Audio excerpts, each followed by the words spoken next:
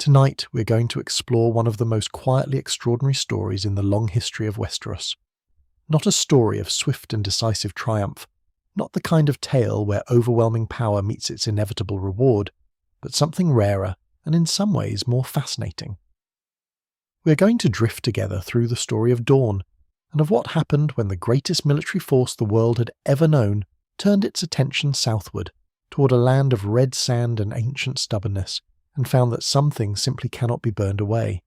This is a story about resistance, about identity, about the strange and humbling limits of power. It is also, quietly, a story about patience, about what it means to know who you are so completely that no dragon, no matter how large, can make you forget it. If you enjoy these slow, contemplative drifts through the history of Westeros, a like and subscribe truly helps others find their way to this kind of peaceful ending for their day. And to those already here, already settled, thank you. So let your shoulders drop. Take a slow breath and feel it move through you all the way down. There is nowhere you need to be tonight. There is nothing waiting for your attention. There is only the desert, the stars above it, and a very old story. Let us begin. To understand what happened when the dragons came to Dorne, we must first understand what Dorne was. And to understand that, we must spend a little time in the land itself. Because Dorne is not simply a region of Westeros the way the Reach is a region, or the Stormlands, or the Westerlands. Those places are distinct, certainly, with their own customs and cultures and long memories, but they exist within a recognisable continuum. They are variations on a theme. Dorne is something else entirely. Dorne is, in almost every meaningful sense, a different world that happens to share a continent with the others, connected to the rest of Westeros by two narrow mountain passes and by the sea, and separated from it by everything else. Begin with the land itself, because the land is where the story starts, and the land is, in many ways, the most important character in everything that follows. Dorne occupies the southernmost portion of the continent, a vast territory that stretches from the towering wall of the Red Mountains in the north to the Summer Sea in the south, and from the broken arm of Dorne in the east to the far western coasts. It is, by most measures, the largest of the former kingdoms in terms of raw territory, though much of that territory is not what a northern lord would recognise as livable land. Much of Dorne is desert. True desert, in a way that most of Westeros never experiences, where the sun strikes the red and orange sand with a ferocity that seems almost personal, where the air shimmers and dances at midday, where a man without water can die within a single turn of the sun. The great central desert, the part the Dornish themselves call simply the Deep Sands, is a landscape that requires an entirely different relationship with the world. There are no rivers here, or almost none. The wells are ancient and carefully tended, known to the people who live near them the way Northmen know the godswoods, as sacred and irreplaceable. The plants that survive here are low and thorned and patient, storing what water they find against the long dry months. The creatures that thrive are the quick and the venomous, the sand snakes and the scorpions and the small lizards that move through the heat like living shadows. It is not, at first encounter, a landscape that invites affection. But those who are born to it, or who come to it slowly and with respect, find something in it that the greener lands of Westeros cannot offer. A clarity, a silence, a sense that the world has been stripped down to its essential elements, and what remains is entirely honest. The Red Mountains form Dorne's northern border, and they deserve more than passing mention because they are not simply a geographic feature. They are a fact of Dornish existence, a defining presence that shaped everything about how Dorne developed in isolation from the rest of the continent. The range runs from the Stormlands in the east all the way to the Shield Islands in the west, a great stone spine that rises in places to heights that challenge even experienced climbers, where the passes are narrow and treacherous and defensible by a small force against a much larger one. There are two primary routes through or around these mountains. The Boneway, a river canyon in the east that winds through the mountains like a slow brown serpent, and the Prince's Pass, a higher and more direct route through the western portion of the range. Both are formidable obstacles. Both have seen armies attempt to force them and fail. The mountains are not merely tall, they are strategic. They are the reason Dorne remained unconquered by the Andals when the Andals swept across the rest of Westeros thousands of years before Aegon's landing. They are the reason that every invader who came to Dorne thinking in terms of conventional military logic found themselves deeply confused very quickly. Beyond the desert and the mountains, Dorne is more varied than outsiders often imagine. Along the rivers, particularly the Greenblood and its tributaries, the land opens into something almost lush by Dornish standards, with groves of fruit trees and fields of grain, and the terraced gardens that make the river valleys some of the most productive farming land in the south. The coast too is varied, with rocky headlands in the east near Sunspear giving way to gentler shores in the west, and the warm southern sea offering a bounty of fish that supplements the diet of a people who cannot rely on the land alone. The Salt Shore, as the Dornish call the coastal strip, has its own culture and customs, somewhat distinct from the sandsteads of the deep desert and the greenery of the river valleys. Dorne contains multitudes quietly, without making a great show of it. And then there is Sunspear. The seat of House Martell, the capital of Dorne, stands near the eastern coast where the land reaches toward the narrow sea, a city that grew in layers over centuries until it became something almost impossible to describe in simple terms. The oldest part, the original castle that gave the city its name, is a Dornish fortress of the traditional kind, low and thick-walled and built to survive siege, with towers that catch the prevailing sea breeze and funnel it through the interior in a way that keeps the rooms habitable even in the deepest summer heat. Around this ancient core, the Shadow City grew. This is what the Dornish call the sprawling settlement of low buildings and winding alleys and open-air markets that accumulated over centuries outside the castle walls, housing the merchants and the craftsmen and the sailors and all the ordinary people whose lives revolved around the seat of Dornish power. The Shadow City has no walls of its own. It never needed them, because the castle and the mountains and the desert were walls enough. It is a place of colour and noise during the day, of spiced smells and shouted bargains and the cry of seabirds, and of a particular desert quiet at night, when the heat has finally released its grip on the stones and the stars come out in extraordinary numbers. All of this, the desert and the mountains and the rivers and Sunspear itself, would be interesting enough as geography. But what made Dorne truly distinct from the rest of Westeros was not the land but the people. And the people were the product of something that had no parallel anywhere else on the continent. They were the children of 3 rivers of humanity that had flowed together into a single sea, and the result was something recognisably Westerosi in some ways and utterly foreign in others. The first river was the First Men, those ancient inhabitants of Westeros who had crossed the land bridge from Essos in the Dawn Age and spread across the continent before anyone else. The First Men left fewer traces in Dorne than elsewhere, perhaps because the desert was never hospitable enough to support the large settled populations that the First Men established in the north and the Riverlands and the Reach. But they were there, in the deep history, in the blood of the people, in certain customs and place names that persist in the most remote desert communities even now. The second river was the Andals.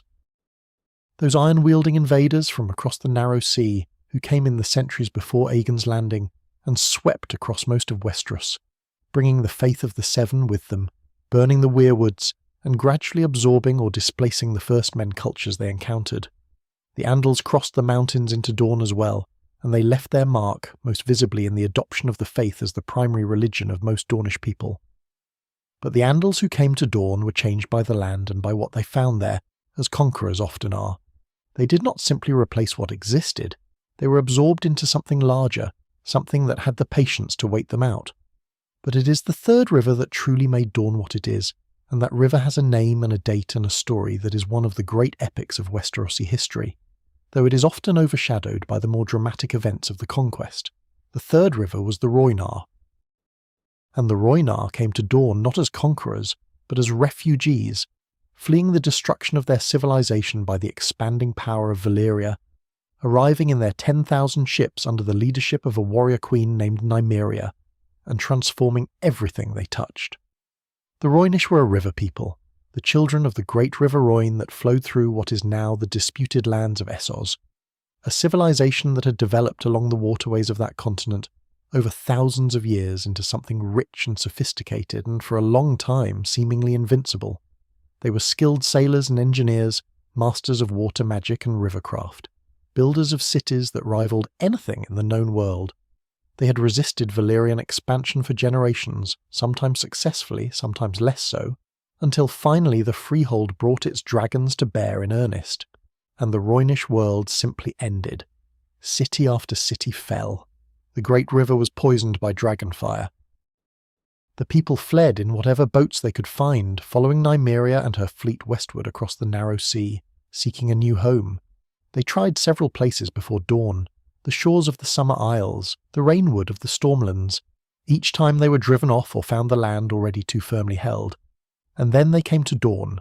The exact circumstances of their arrival are somewhat uncertain, as is so much of history that far back, but the broad outline is clear enough.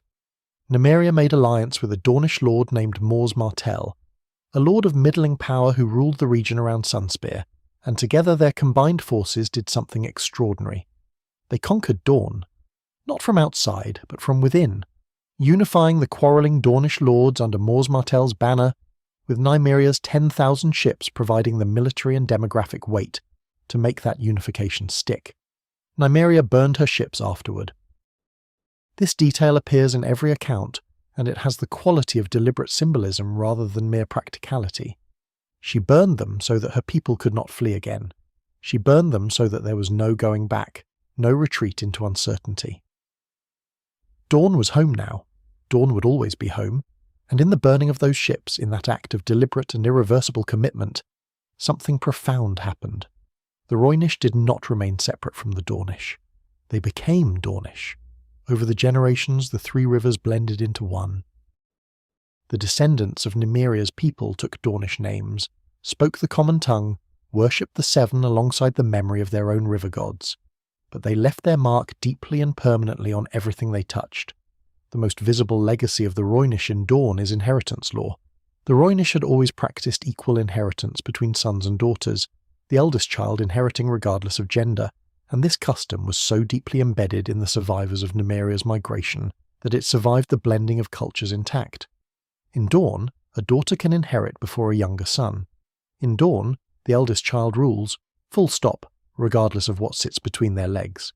This was not merely a legal curiosity, it was a fundamental difference in how Dornish society organised itself, with consequences that rippled through everything from marriage politics to military command to the nature of noble houses and their internal dynamics.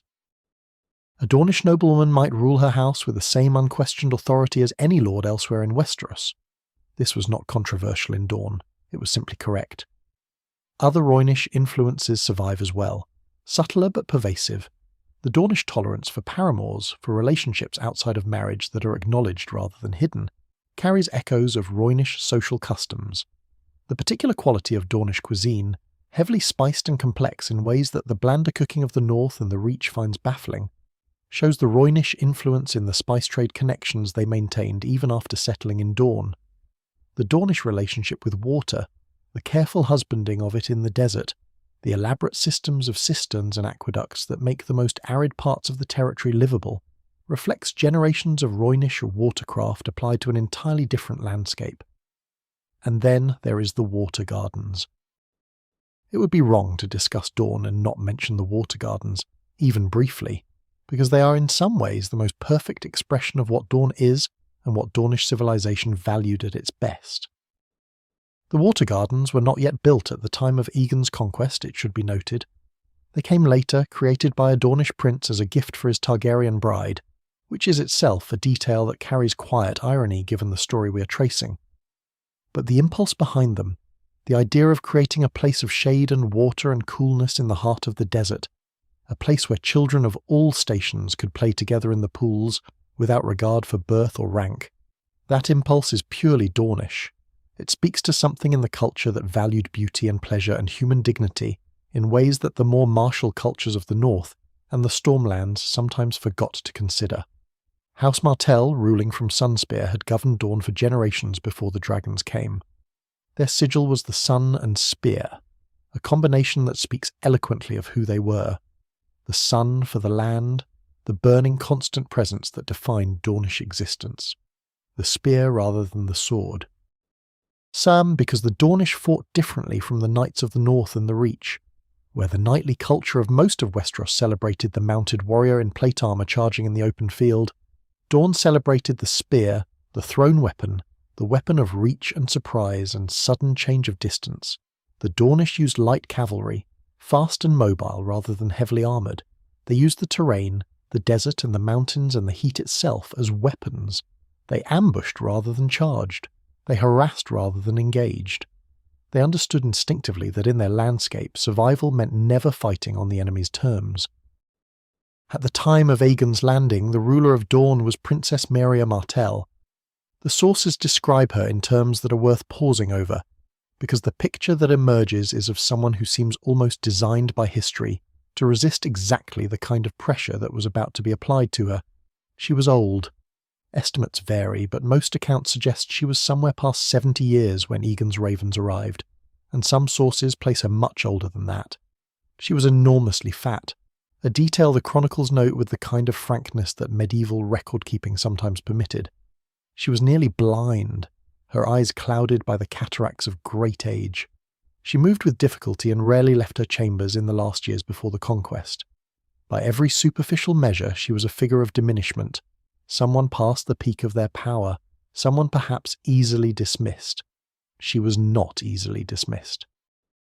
Those who dealt with her directly, even the most dismissive of chroniclers, concede that her mind was entirely undimmed, that her will was formidable in a way that had nothing to do with physical strength, and that she had governed Dorne through its complex internal politics for decades with a shrewdness and a patience that had made her house stronger than she had found it. She knew her land, she knew her people, and she knew, with the clarity of someone who has spent a lifetime studying power, exactly what Aegon Targaryen was offering and what it actually meant. When Aegon's raven arrived at Sunspear demanding submission, when the message laid out its simple and unambiguous terms, those who kneel will keep their lands and titles, those who refuse will face fire and blood. Nymeria Martell's response was not the arrogance of someone who underestimated the threat. It was not the bravado of a Storm King confident in his armies. She understood perfectly well what dragons were. She had heard the accounts of Harrenhal. She knew what the Field of Fire had done to the combined armies of the Reach and the Westerlands. She was not unaware of the stakes, and yet she refused. Her refusal was not loud. The sources record no great defiant speech, no colourful insult hurled back across the sands. What they record is simpler, and in its own way more impressive. She simply declined. She communicated, through whatever diplomatic channels existed at the time, that Dorne would not be bending the knee, and she offered no particular explanation or justification. None was needed. The explanation was Dorne itself, the desert and the mountains and the 10,000 ships that had been burned on the shore generations ago by a queen who understood that some choices once made cannot be unmade. Nymeria Martell had been born into a land that had chosen itself, and she was not going to be the one to choose otherwise.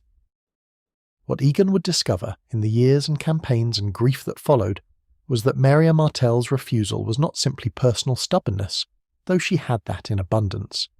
It was the expression of something deeper, something that ran all the way down through the blended cultures of her people into the bedrock of Dornish identity. The desert does not negotiate with fire, it simply absorbs it. The sand swallows the flame and remains, patient and unchanged, waiting for the conqueror to run out of breath. This was what Aegon was about to learn, though the learning would take longer than he imagined, and cost more than he could have known to count. The story we are tracing tonight is not a simple one of victory and defeat, of fire applied and resistance overcome. It is a more complicated and in some ways more honest story than that. It is the story of what happens at the edge of power, where the overwhelming force that reshapes everything it touches finally encounters something it cannot reshape and has to decide what that means.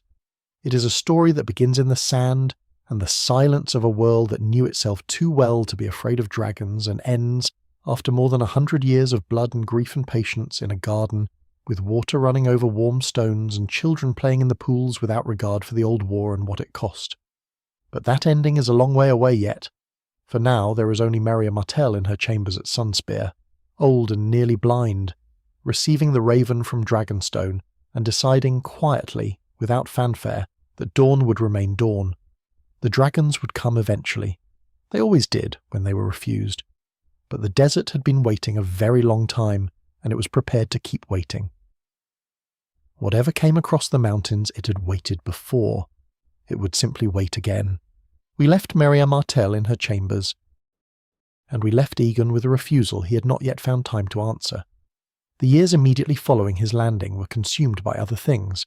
by the 6 kingdoms that could be reached and broken and remade, by the logistics of governing what he was in the process of winning, by the 1,000 practical demands of transforming a military campaign into something that resembled a functioning realm. Dorne waited. Dorne was, in a sense, always waiting, and it had learned over long centuries that patience was not the absence of strength, but a particular expression of it. And so for a time, the two worlds simply existed in parallel, the new realm taking shape in the north and the west and the east, and Dorne sitting at the bottom of the continent like a stone that the tide had not yet reached. It would be a mistake to think that Aegon forgot about Dorne during these years. The accounts suggest otherwise. Dorne appears in the records of his early reign not as an absence but as a persistent presence at the edge of his attention, a problem deferred rather than dismissed. He received intelligence from the south. He corresponded with lords in the Reach whose lands bordered the Red Mountains and who had more experience of the Dornish than most. He consulted with maesters about the geography of the territory, about the passes and the rivers and the deep desert that lay beyond. He was, by every indication, a man who thought carefully before he acted, and he was thinking carefully about Dorne even while acting everywhere else. What he was learning, in those years of preparation and consideration, was not entirely reassuring. The picture that emerged from his inquiries was of a land that resisted easy analysis, that refused to conform to the military and political categories he had used so successfully everywhere else. He had conquered the Stormlands by defeating their army in the field.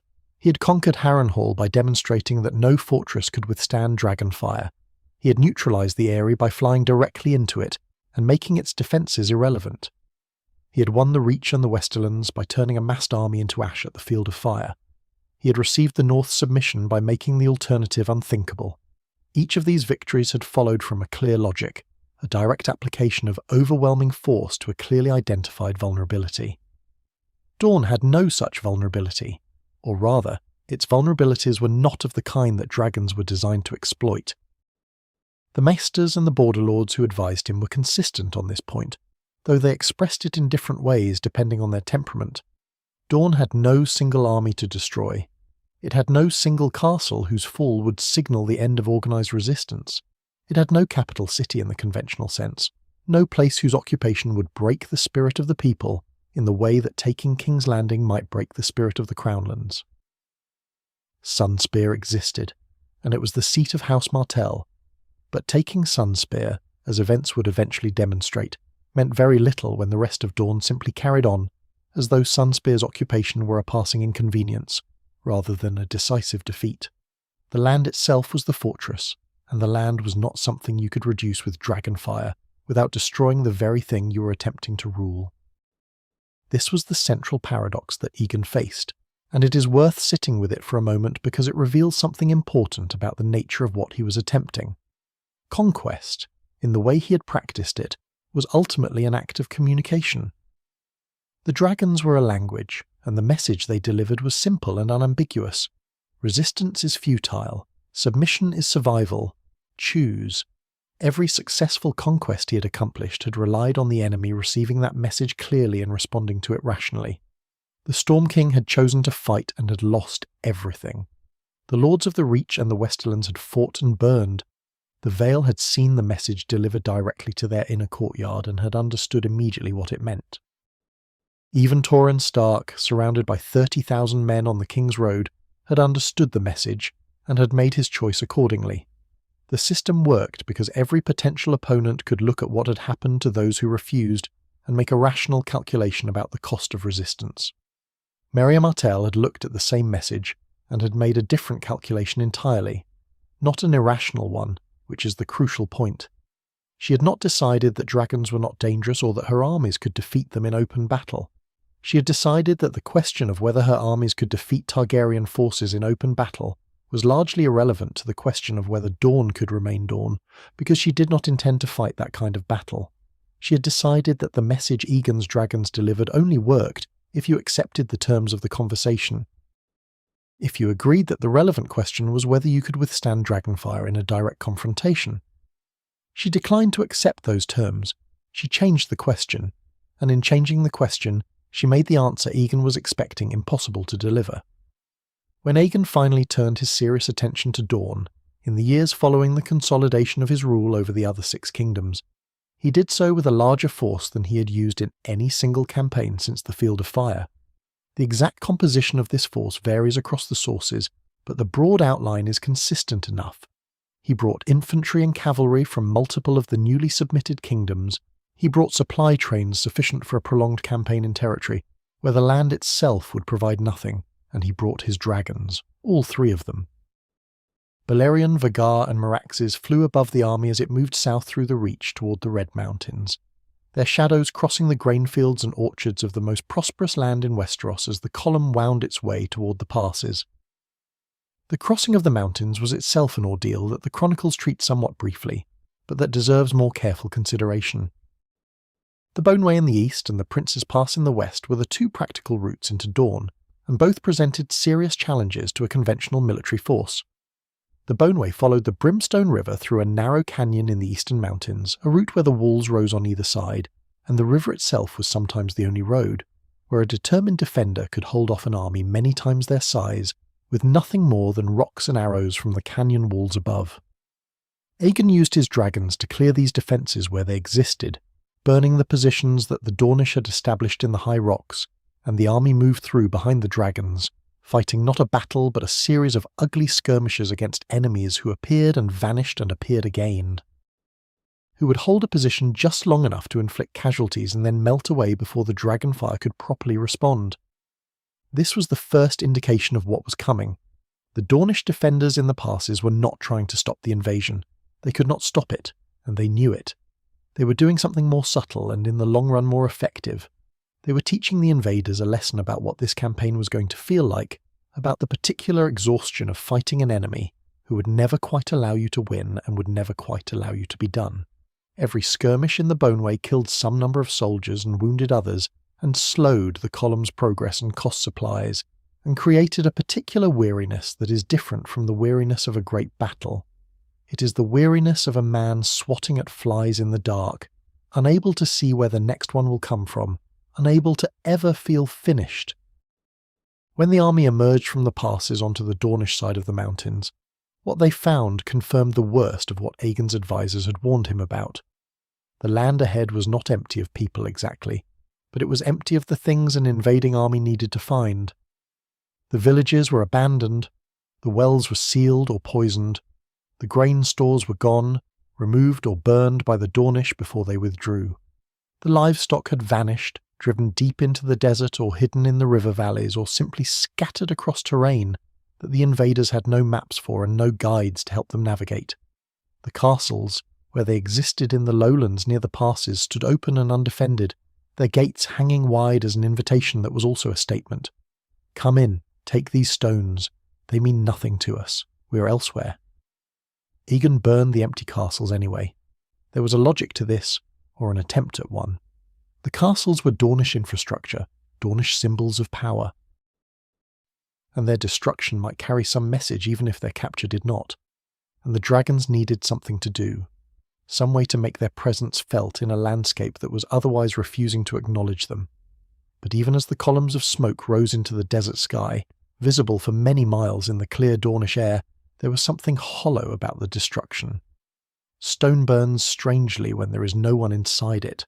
The message that dragonfire sent so clearly when it fell on armies and defenders, and people who had chosen to stand their ground lost most of its force when it fell on empty rooms and abandoned courtyards. A castle without people is just a collection of rocks, and burning rocks is not conquest. The Dornish strategy, as it became clearer to those watching it from both inside and outside the campaign, was one of those approaches that seems almost too simple to be effective, until you realise that its simplicity is precisely its genius. They had looked at Aegon's method of conquest, had analysed what made it work, and had identified the single essential ingredient without which it could not function. That ingredient was an enemy. You could not defeat an army that did not array itself against you. You could not break the will of a people by burning their castles when the people were not in the castles. You could not force submission through the threat of destruction when the people you were threatening had decided collectively and quietly that they would absorb the destruction and continue. Nymeria Martell had not given her people a great speech about this, so far as the records indicate. She had not needed to. The Dornish understood the desert. They understood patience. They understood that the men and dragons who had come across their mountains would eventually need to eat, would eventually run out of supplies that could not be replenished from land that offered nothing, would eventually need to leave. And when they left, the Dornish would return. They always returned. The harassment never fully stopped, and this deserves emphasis because it was not a passive strategy. The Dornish were not simply hiding and waiting. They were actively fighting, just on their own terms rather than Aegon's. Small groups of riders would materialize out of the desert at night and strike at supply trains, killing guards and running off horses and destroying wagons before vanishing back into the darkness. Dornish archers, impossibly patient, would lie concealed in the rocks above a road for hours or even days, waiting for a sufficiently valuable target, a column of officers, or a supply convoy, or a group of soldiers who had wandered slightly too far from the main force, and then the arrows would come from seemingly nowhere, and then there would be nothing to shoot back at. Wells that had been tested and found safe would be poisoned overnight, so that a camp that had drunk from them safely the evening before would wake to illness and death in the morning. Messengers were intercepted, scouts disappeared. The invading force, despite its size and its dragons, existed in a constant state of low-level attrition that could not be addressed by any conventional military response. The dragons were worse than useless against this kind of warfare, and worse than useless is perhaps not too strong a phrase, because they consumed enormous quantities of food that had to be brought from outside Dorne, and their riders were exhausted by the constant flights looking for targets that never materialized in the expected form. Balerion could destroy an army of 50,000 men on an open field. Balerion could not destroy a dozen riders who scattered in 12 different directions across open desert the moment his shadow fell across the sand. The scale was wrong, the speed was wrong, the fundamental nature of the weapon was wrong for what was being asked of it. A sword is not a useful tool for catching smoke, and the Dornish had turned themselves into smoke. There is an account, preserved in a fragment of a larger history that has otherwise been lost, of a conversation between Aegon and one of his commanders during this first Dornish campaign, a Lord of the Reach with long experience of the Dornish border who had tried to warn Aegon before the campaign began about what they would find. The exact words are certainly not reliable at this remove, and the fragment must be treated with the skepticism that any single source deserves. But the sentiment it attributes to this lord is consistent enough with what we know of the campaign's reality to be worth contemplating. He is supposed to have said something to the effect that fighting the Dornish in Dorne was like trying to grab the desert itself, that your hands closed around something that felt solid, and then you opened them and found only sand, and the sand was already blowing away in the wind. Aegon, according to this account, did not respond immediately, but sat looking at the map he always carried, the great painted map of Westeros, and was quiet for a long time. What he was thinking, we cannot know. But the silence itself seemed significant. The practical difficulties mounted steadily as the campaign continued. Supply was the most immediate and pressing problem, and it was a problem that the Dornish strategy was specifically designed to exacerbate. Every supply convoy coming through the mountain passes was vulnerable to the kind of hit-and-run attacks the Dornish specialized in. Every well was suspect. Every piece of food that could not be brought from outside Dorne was unavailable, because the Dornish had removed or destroyed everything edible before withdrawing. An army of tens of thousands of men, plus 3 dragons, required an almost incomprehensible quantity of supplies, and maintaining that supply line across the mountains, through the passes where Dornish archers waited in the rocks, across the territory of a hostile and uncooperative population, was a logistical challenge that would have tested any administration. Aegon's administration managed it after a fashion, but the cost was enormous and the stress on the supply infrastructure left to manage the rest of the realm was significant. Disease was the second great enemy. The desert in summer was not a place designed for the health of men accustomed to the cooler, wetter climates of the north and the riverlands and even the Reach. The heat was debilitating for soldiers in armour who had trained and fought in very different conditions. The water, when it could be found and had not been poisoned, was often of poor quality, harbouring the kinds of parasites and bacteria that the Dornish had adapted to over generations and that the invaders had not. Fever swept through the camps with a regularity that the chronicles note with a kind of weary repetition. This lord died of flux. That company was reduced to half strength by illness, before it had fought a single formal engagement. The maester attached to the main force ran out of certain medicines within weeks, and had to send desperate requests back through the passes for resupply. None of this was dramatic. All of it was grinding and real and relentless. Morale was the third problem, and in some ways the most corrosive of all, because it was the hardest to address. Soldiers can endure terrible hardship when they can see their progress. When they can point to ground taken, and enemies defeated and objectives achieved. The Dornish campaign offered none of these satisfactions. They marched, and the enemy vanished. They burned castles, and the smoke drifted away on the desert wind, and the sand was unchanged. They fought skirmishes at night, and in the morning counted their dead and found no corresponding Dornish dead to justify the losses. They sweltered and thirsted and sickened, and could not identify an enemy to blame for it in a form that could be fought. The dragon riders flew great searching arcs across the desert, and came back with reports of nothing, of empty land and scattered herdsmen who melted away when approached and sand that went on forever. The men who had bent the knee or fought at Aegon's side and won at the Field of Fire in the last storm had understood what they were fighting for. These men could not entirely see what they were fighting, and that uncertainty ate at them in ways that cold and hunger alone could not.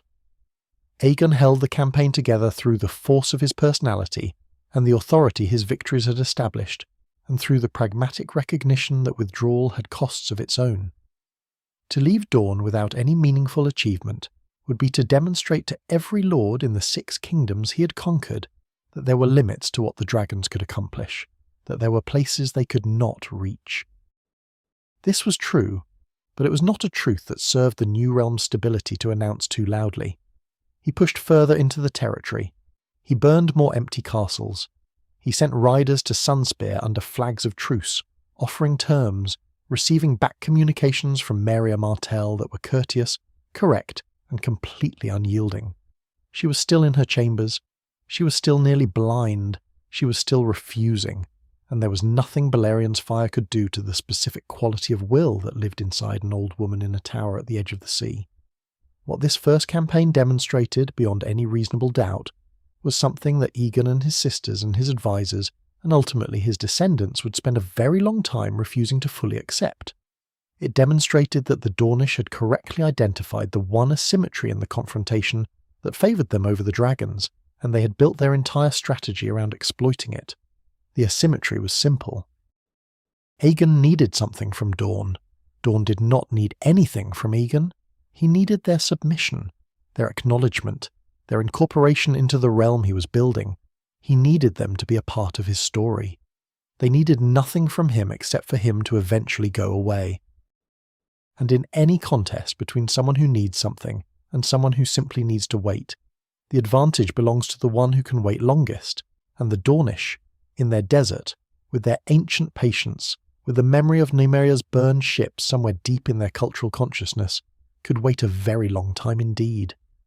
The first campaign ended without a formal acknowledgement of failure, which is its own kind of revealing detail. Aegon did not announce a defeat. He announced, through the careful language of official communication, a consolidation of gains and a strategic redeployment. The army came back through the passes. The dragons flew north. The supply lines collapsed behind them, no longer needed, and the Dornish, in their scattered places in the deep desert and the river valleys, and the hidden oases that the invaders had never found, simply waited for the sound of wings to fade. And then came back to what was theirs. They buried their dead. They unsealed their wells. They retrieved what they had hidden and began to rebuild what had been burned. They sent messages to Nymeria Martell, and Nymeria Martell, old and nearly blind and entirely unbroken, sent messages back. The castles could be rebuilt. The grain would grow again.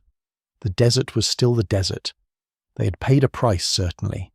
The dead were real, and the burned homes were real, and the suffering of the people through whom the invasion had moved was real. But they were still Dorne, and that Nymeria had decided long ago was the only thing that truly mattered. Aegon returned to King's Landing carrying a frustration that the chronicles describe carefully and with a certain diplomatic delicacy. He had not been defeated in any clear military sense. But he had not succeeded, and he knew it, and the knowing of it sat in him alongside the memory of everything else he had built, a splinter in otherwise solid wood.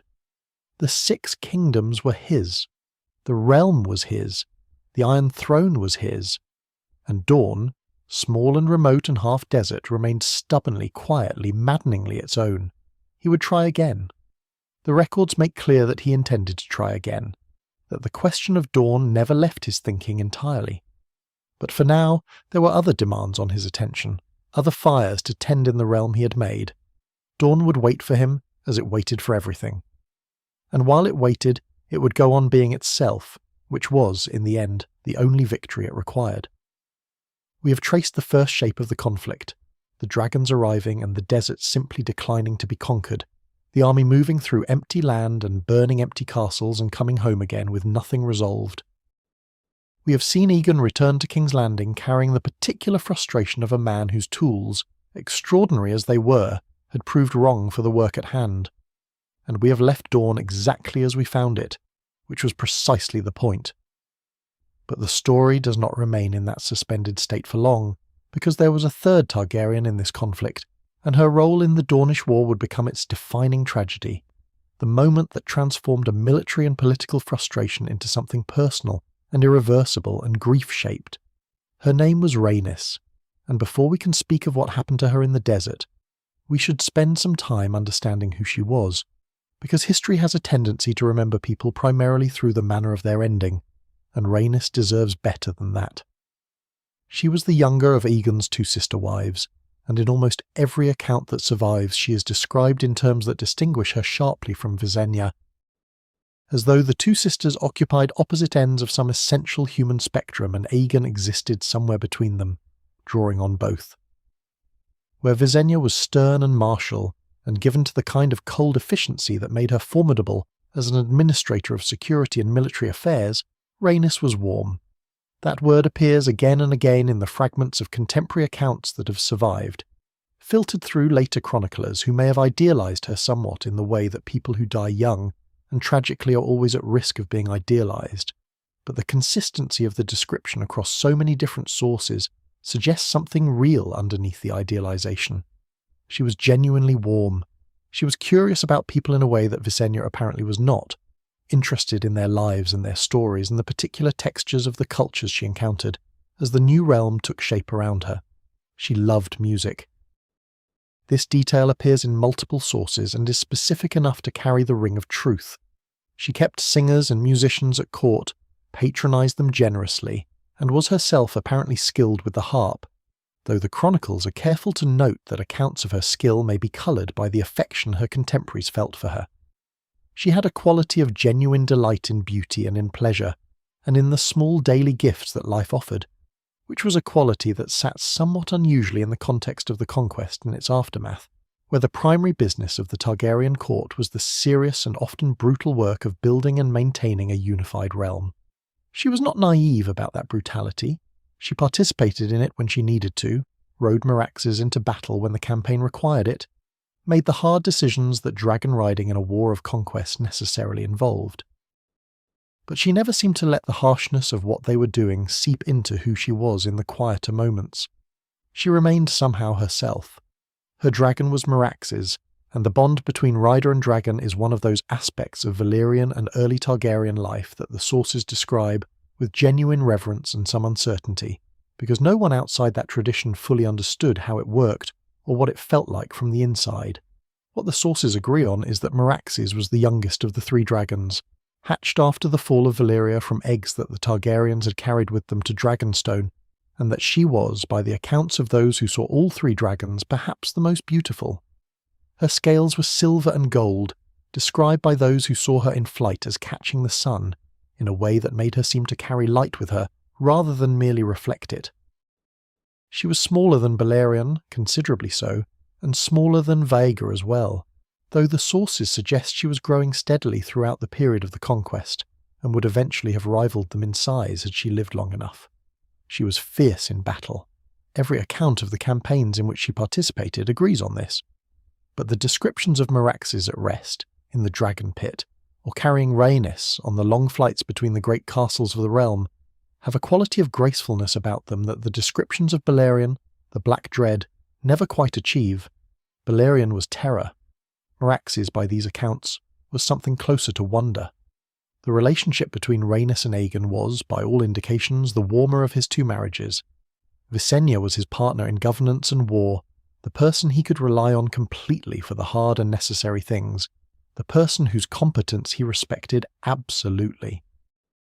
But the love between them, if love is the right word for whatever it was, seems to have been more duty than warmth, more alliance than affection. With Rhaenys it was different. Their children came first, which is one indicator the chroniclers use. Ennis, the heir to the Iron Throne, was Rhaenys' son, and his birth is described in the accounts of the time with a quality of celebration that goes somewhat beyond the formal rejoicing appropriate to the birth of an heir. Aegon was genuinely happy. This is worth noting because it is not something the chronicles say about him very often, and the specificity of the happiness, its association with Rhaenys, tells us something about what she meant to him. She had led campaigns before the Dornish War, most notably in the early consolidation of the realm when lords who had submitted were testing the terms of their submission and needed reminding. She flew Meraxes on these expeditions with a combination of authority and restraint that the sources consistently praise, accomplishing her objectives without unnecessary destruction, making the point that needed to be made without burning more than the point required. She was good at this kind of calibrated power, at using just enough and no more. It was a different skill from Visenya's, which tended toward comprehensiveness, toward eliminating threats completely rather than merely deterring them. Both approaches had their uses. The realm was large enough to need both. When Rhaenys rode Meraxes into Dorne, she did so as part of a renewed Targaryen effort to find some way of resolving the Dornish problem that Aegon's first campaign had failed to solve. The precise timing and sequence of her campaigns in the south are subjects of some disagreement among the sources, and we should hold the specific details loosely as the Maester's approach to contested history requires. What is consistent across the accounts is the broad shape of what she attempted. She was not simply repeating Aegon's first campaign, she was trying something different.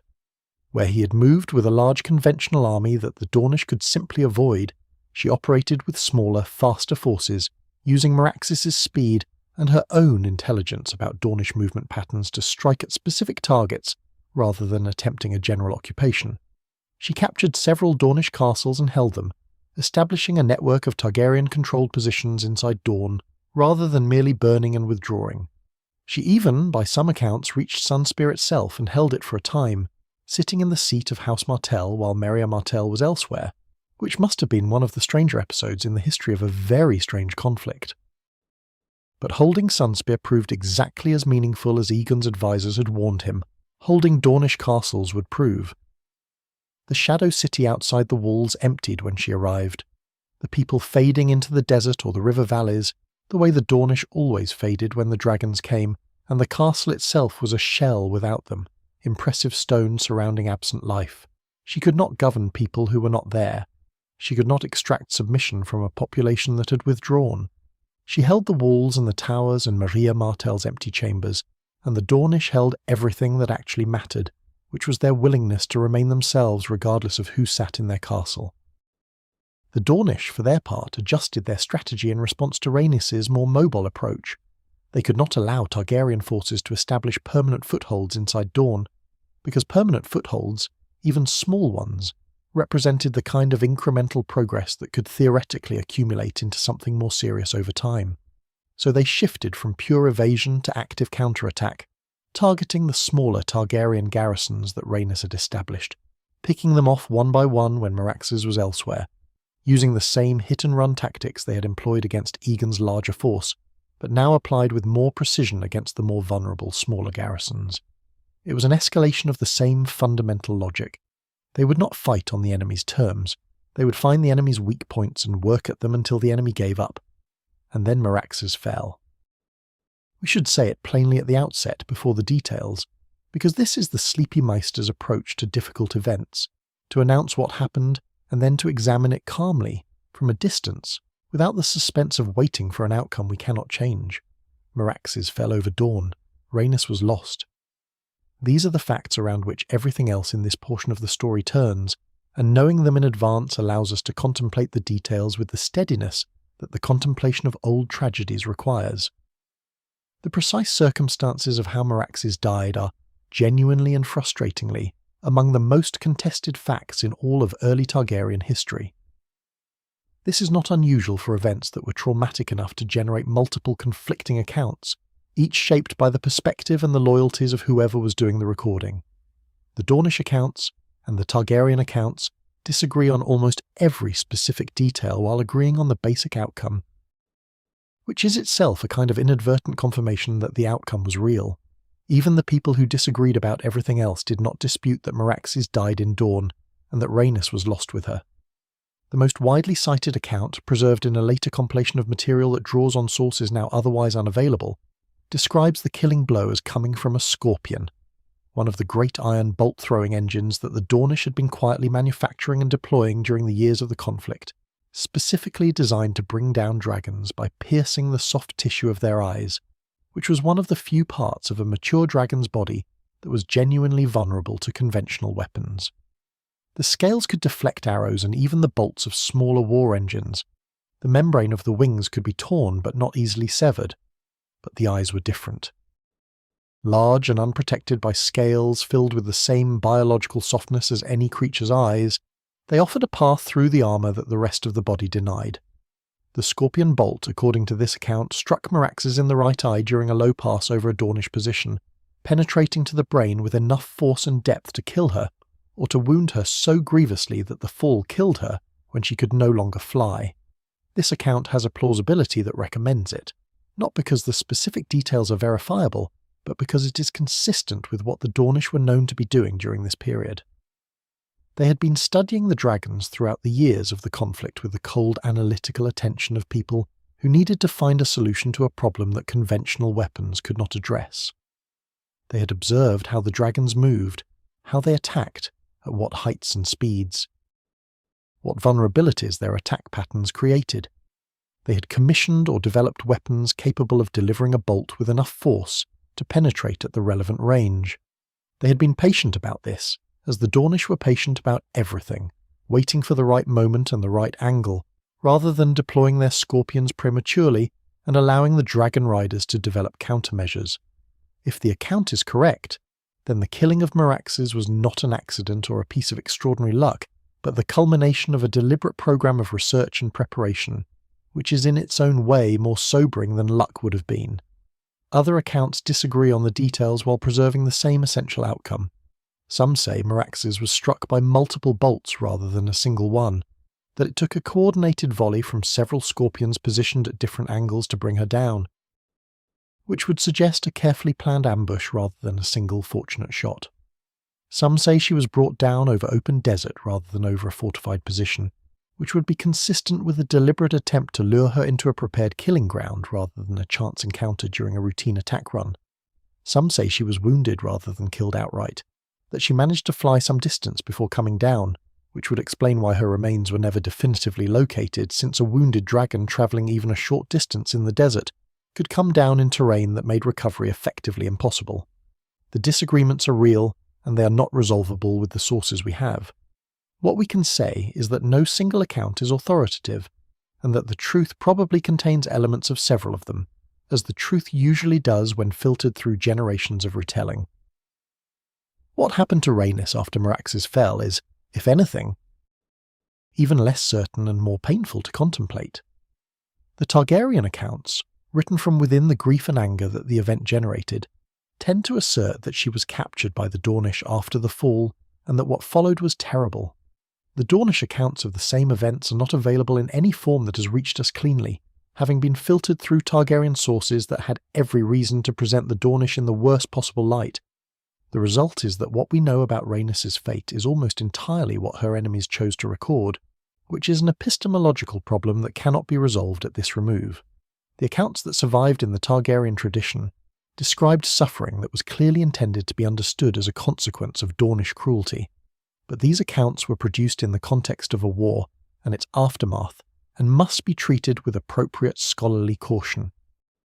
There is a third possibility that appears in some of the more measured later analyses, which is simply that Rhaenys did not survive the fall of Meraxes, that a dragon of that size falling from the height at which she would have been flying would have created an impact with the desert floor that no human rider could have survived regardless of any other factor.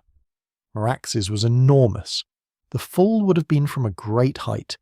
The desert sand, whatever its other qualities, is not a forgiving surface at terminal velocity.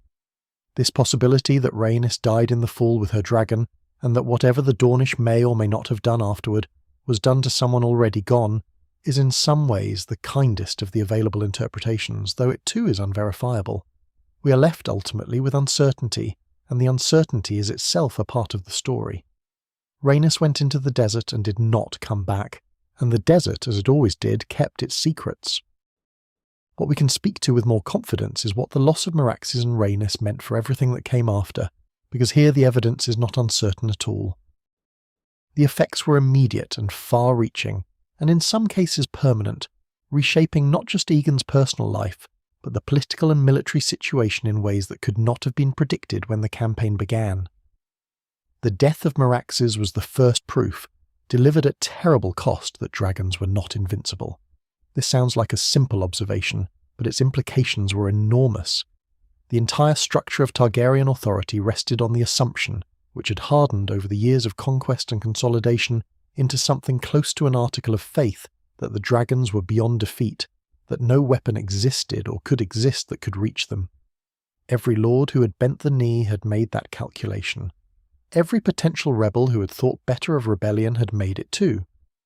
The Iron Throne's authority was underwritten, not just symbolically but practically, by the belief that challenging it meant facing something unchallengeable. Meraxes' death in the Dornish desert cracked that foundation. Not fatally, not immediately. Balerion and Vhagar still lived, and even two dragons were an extraordinary military force, but the crack was real, and it would widen over the generations that followed, and the Dornish were the ones who had put it there. The immediate political consequences were significant. Lords who had been quiescent in their submission began to consider, more carefully than before, the possibility that the Targaryens were not permanently invulnerable. The faith militant, already restless under Aenys's troubled reign, drew a kind of grim encouragement from the news. Potential enemies across the narrow sea, who had been watching the Targaryen consolidation of Westeros with concern, recalibrated their assessments. None of this translated immediately into open challenge. Two dragons were still two dragons, and Balerion was still the Black Dread, still the largest living creature in the world. But the atmosphere changed. The absolute certainty that had characterized the early years of Targaryen rule became something slightly less than absolute, and that slight diminishment was felt everywhere, the way a very small change in temperature can suddenly make a warm room feel different. For Aegon himself, the loss was of an entirely different order. The political and military consequences, significant as they were problems that could be managed, addressed, worked around. The personal loss was not a problem. It was a wound, and it behaved the way wounds do, which is to say it changed things that cannot be changed back. The accounts of Aegon in the period following the news of Rhaenys' fate describe a man who continued to function, who continued to govern, who sat on the Iron Throne and heard petitions and made decisions and administered his realm with the competence that had always characterized him. But they describe him differently than the accounts from before. There is a quality that the chroniclers try to capture, and never quite manage with full precision. Something about a hardening, a withdrawal, a closing of something that had been open. He was still Aegon. He was a lesser version of what he had been when Rhaenys was alive to warm the spaces around him. Visenya was still there. This matters.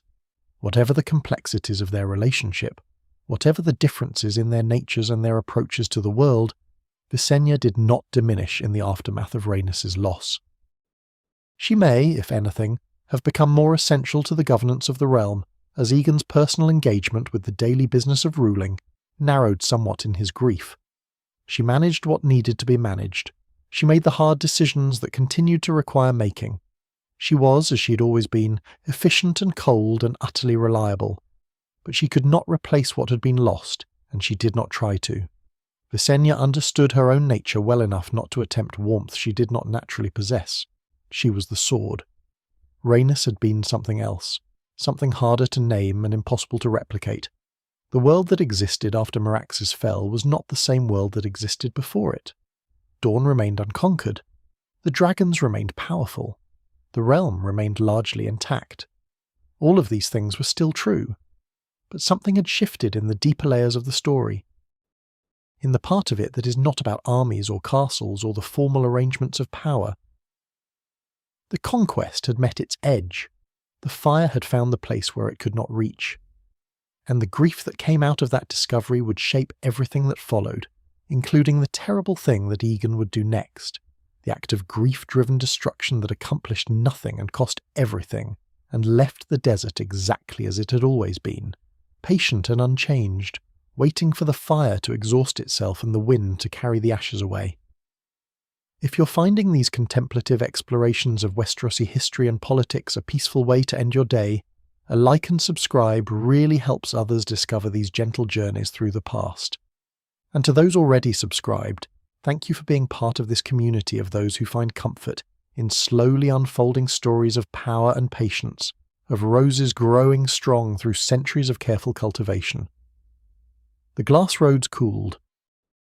The ruins settled into the desert landscape with the patience that ruins always display, becoming in time simply part of the terrain, landmarks rather than wounds, features of a place that absorbed everything directed at it and continued.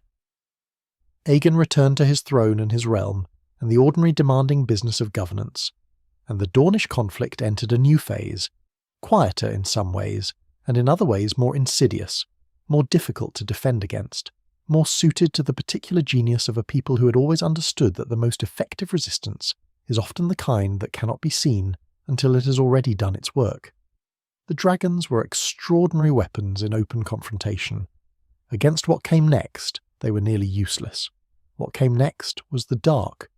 It is worth pausing before we enter this portion of the story to consider what the shift meant, because it was not simply a change in military tactics.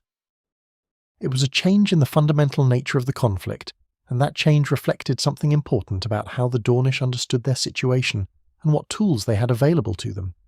They had proven, at considerable cost, that they could not be conquered by conventional means, that the open landscape of Westerosi warfare, armies arrayed against armies, castles besieged and relieved, the choreography of medieval military confrontation that both sides understood and knew how to read, was a landscape in which the Targaryens held every advantage. Dragons simply ended those conversations before they could develop, so the Dornish changed the landscape. They moved the conflict into terrain where dragons were irrelevant, where the size of your army meant nothing, where the heat of your fire could not reach the specific places where the damage would be done. They moved it indoors. They moved it into cups and kitchens and the dark corridors of power, where a single person with the right knowledge and the right access could accomplish what 10,000 soldiers could not.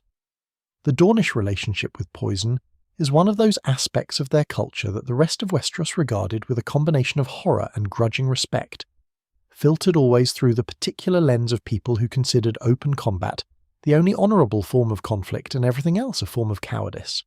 This view tells us more about the people holding it than about the Dornish themselves. Poison is not cowardice. It is a technology, like any other weapon, and the Dornish had developed it to a level of sophistication that reflected generations of careful study and accumulated knowledge.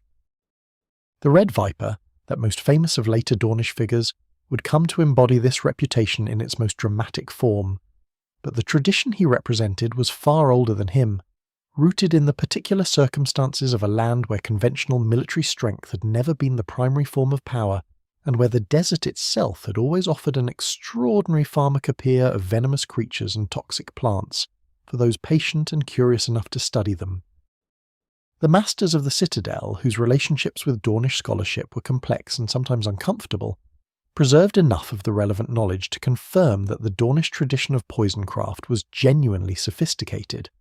Not merely the crude application of obvious toxins, but a nuanced discipline that involved understanding the interactions between substances, the effects of dosage and timing, and method of delivery, the ways in which symptoms could be delayed or masked, or made to resemble natural illness.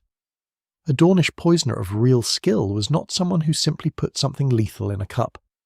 They were someone who understood the human body well enough to kill it in ways that would not immediately announce themselves as killing, that would allow the perpetrator to be elsewhere and apparently uninvolved when the consequences arrived. This was not a simple art. It required the kind of patient, detailed, systematic knowledge that is usually associated with scholarship rather than warfare, and the Dornish brought to it exactly the same patient, systematic quality they brought to everything else. The transition from open military resistance to the shadow war of assassination did not happen at a single moment, and was not announced or formalized in any way that the sources capture. It emerged gradually from the reality of the situation, from the recognition on the Dornish side that the campaigns had cost them more than they could indefinitely sustain, and that a different approach was necessary, and from the simultaneous recognition that the approach that had successfully defended Dorne against dragons might be adapted for a different kind of offensive use.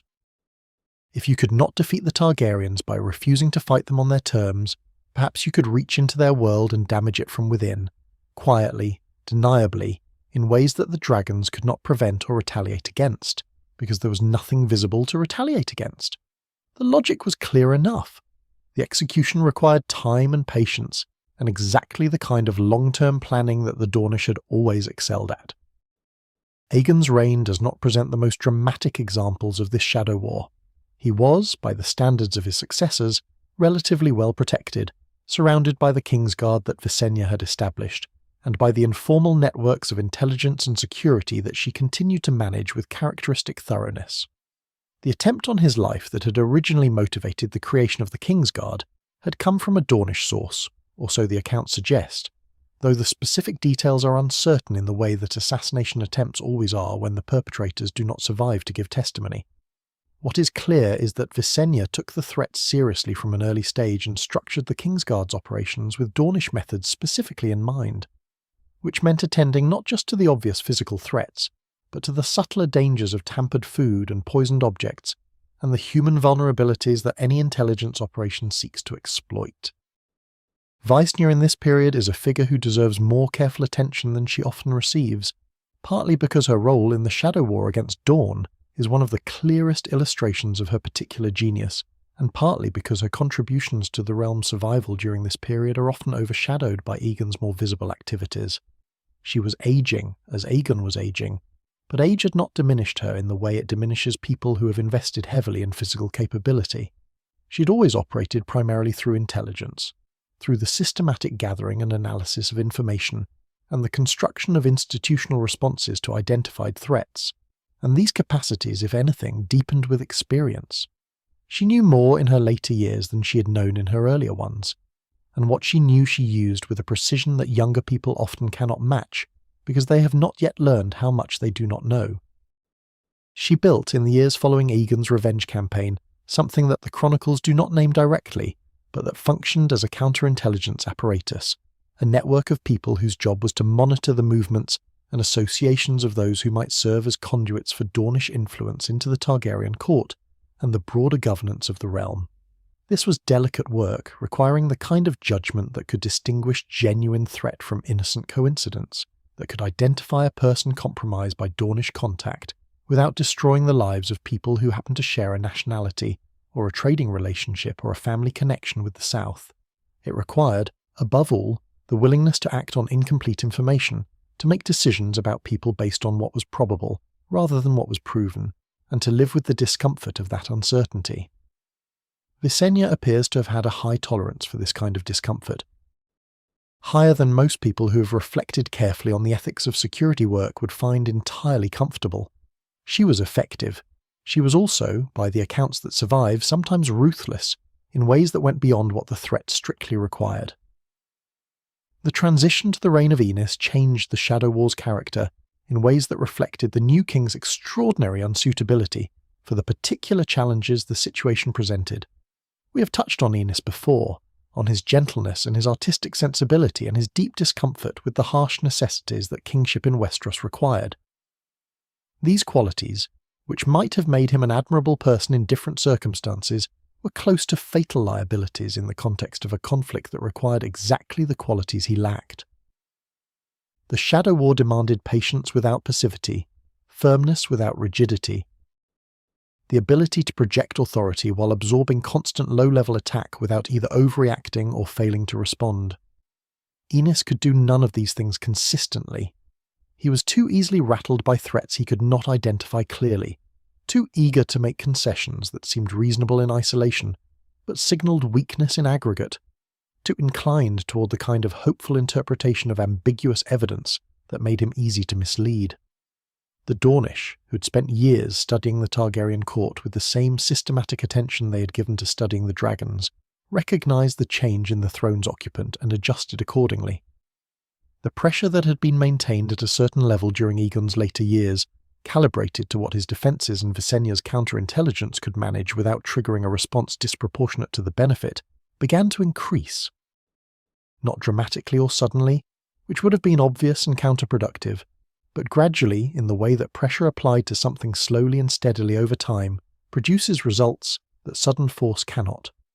Dornish agents, or people suspected of Dornish connections, appeared in positions they had not previously occupied. Information that should have remained within the council chamber appeared in Dornish hands with a regularity that suggested not isolated breaches, but systematic penetration. Lords with holdings near the Dornish border began receiving approaches, subtle at first, and then less subtle, as the agents gained confidence in their assessment of Aenys's inability to respond effectively. It would be a mistake to describe the Shadow War as purely Dornish in its operation, because the reality was more complicated than a simple story of Dornish aggression and Targaryen defence. The Dornish were responding to circumstances that the Targaryens had created, working within the constraints of a situation that gave them limited options, and some of what looked like Dornish aggression from the Targaryen perspective was, from the Dornish perspective, simply the continuation of a defensive effort that had been underway since Aegon's first Raven arrived. They were trying to protect their independence by ensuring that the people who threatened it were too busy managing the problems being created inside their own court to mount another serious campaign into the desert. This is not a moral defense of assassination or poisoning, or the other methods the Shadow War employed. It is simply an attempt to understand the logic of the situation from both sides, which is what the Maester's approach requires. Maegor's ascension to the throne, which came through the bloody displacement of his nephew, that the chronicles record with barely concealed horror, even in sources sympathetic to the Targaryen cause, changed the character of the Shadow War yet again, this time in a direction that the Dornish had not anticipated and found considerably more difficult to manage. Maegor was not Aenys. He was not easily rattled or inclined toward hopeful interpretation, or paralysed by the ethical complexity of the decisions his position required. He was, if anything, too willing to act on incomplete information in the other direction, too ready to interpret ambiguous evidence as confirmation of threat, too comfortable with responses that exceeded what the specific situation warranted. He was brutal in ways that Aegon had never been brutal, not because Aegon lacked the capacity, but because Aegon had understood that brutality without precision is a blunt instrument that damages the hand holding it as much as the thing it strikes.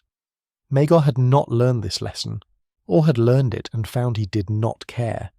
His approach to the Dornish Shadow War reflected his broader approach to problems, which was to apply overwhelming force to whatever was visible and to interpret any failure of the force to solve the problem as evidence that insufficient force had been applied. When Dornish agents were identified or suspected, he dealt with them in ways that the chronicles record, and that we need not dwell on in detail, because the details are not the point, and they are not restful to contemplate. The point is that Maegor's methods had a characteristic effect that his methods always had, which was to solve the immediate visible problem while creating larger invisible ones. Dornish agents who were caught and dealt with brutally became, in Dornish consciousness, martyrs, rather than simply casualties, their fates told and retold in ways that deepened the commitment of those who came after them. The information that might have been extracted from them through more patient methods was lost. The possibility of understanding the extent of Dornish penetration into Targaryen institutions was foreclosed in favour of the immediate satisfaction of punishment visibly administered. Visenya, old now and increasingly frail in the later years of her life, watched Maegor's methods with what the sources suggest was a complicated response, part approval for the firmness she had always believed necessary, and part unease at the indiscriminacy of it. She had built her counterintelligence apparatus on the assumption of selective precision, on the idea that the goal was to identify and neutralize genuine threats, while preserving the functioning of the institutions that the threats were embedded in. Maegor's approach threatened to destroy the institutions along with the threats, and Visenya understood, in the way that people who have spent their lives building things understand, how much harder it is to rebuild a damaged institution than to simply burn it and start over. She counselled moderation by the accounts that survive. She was not always heard.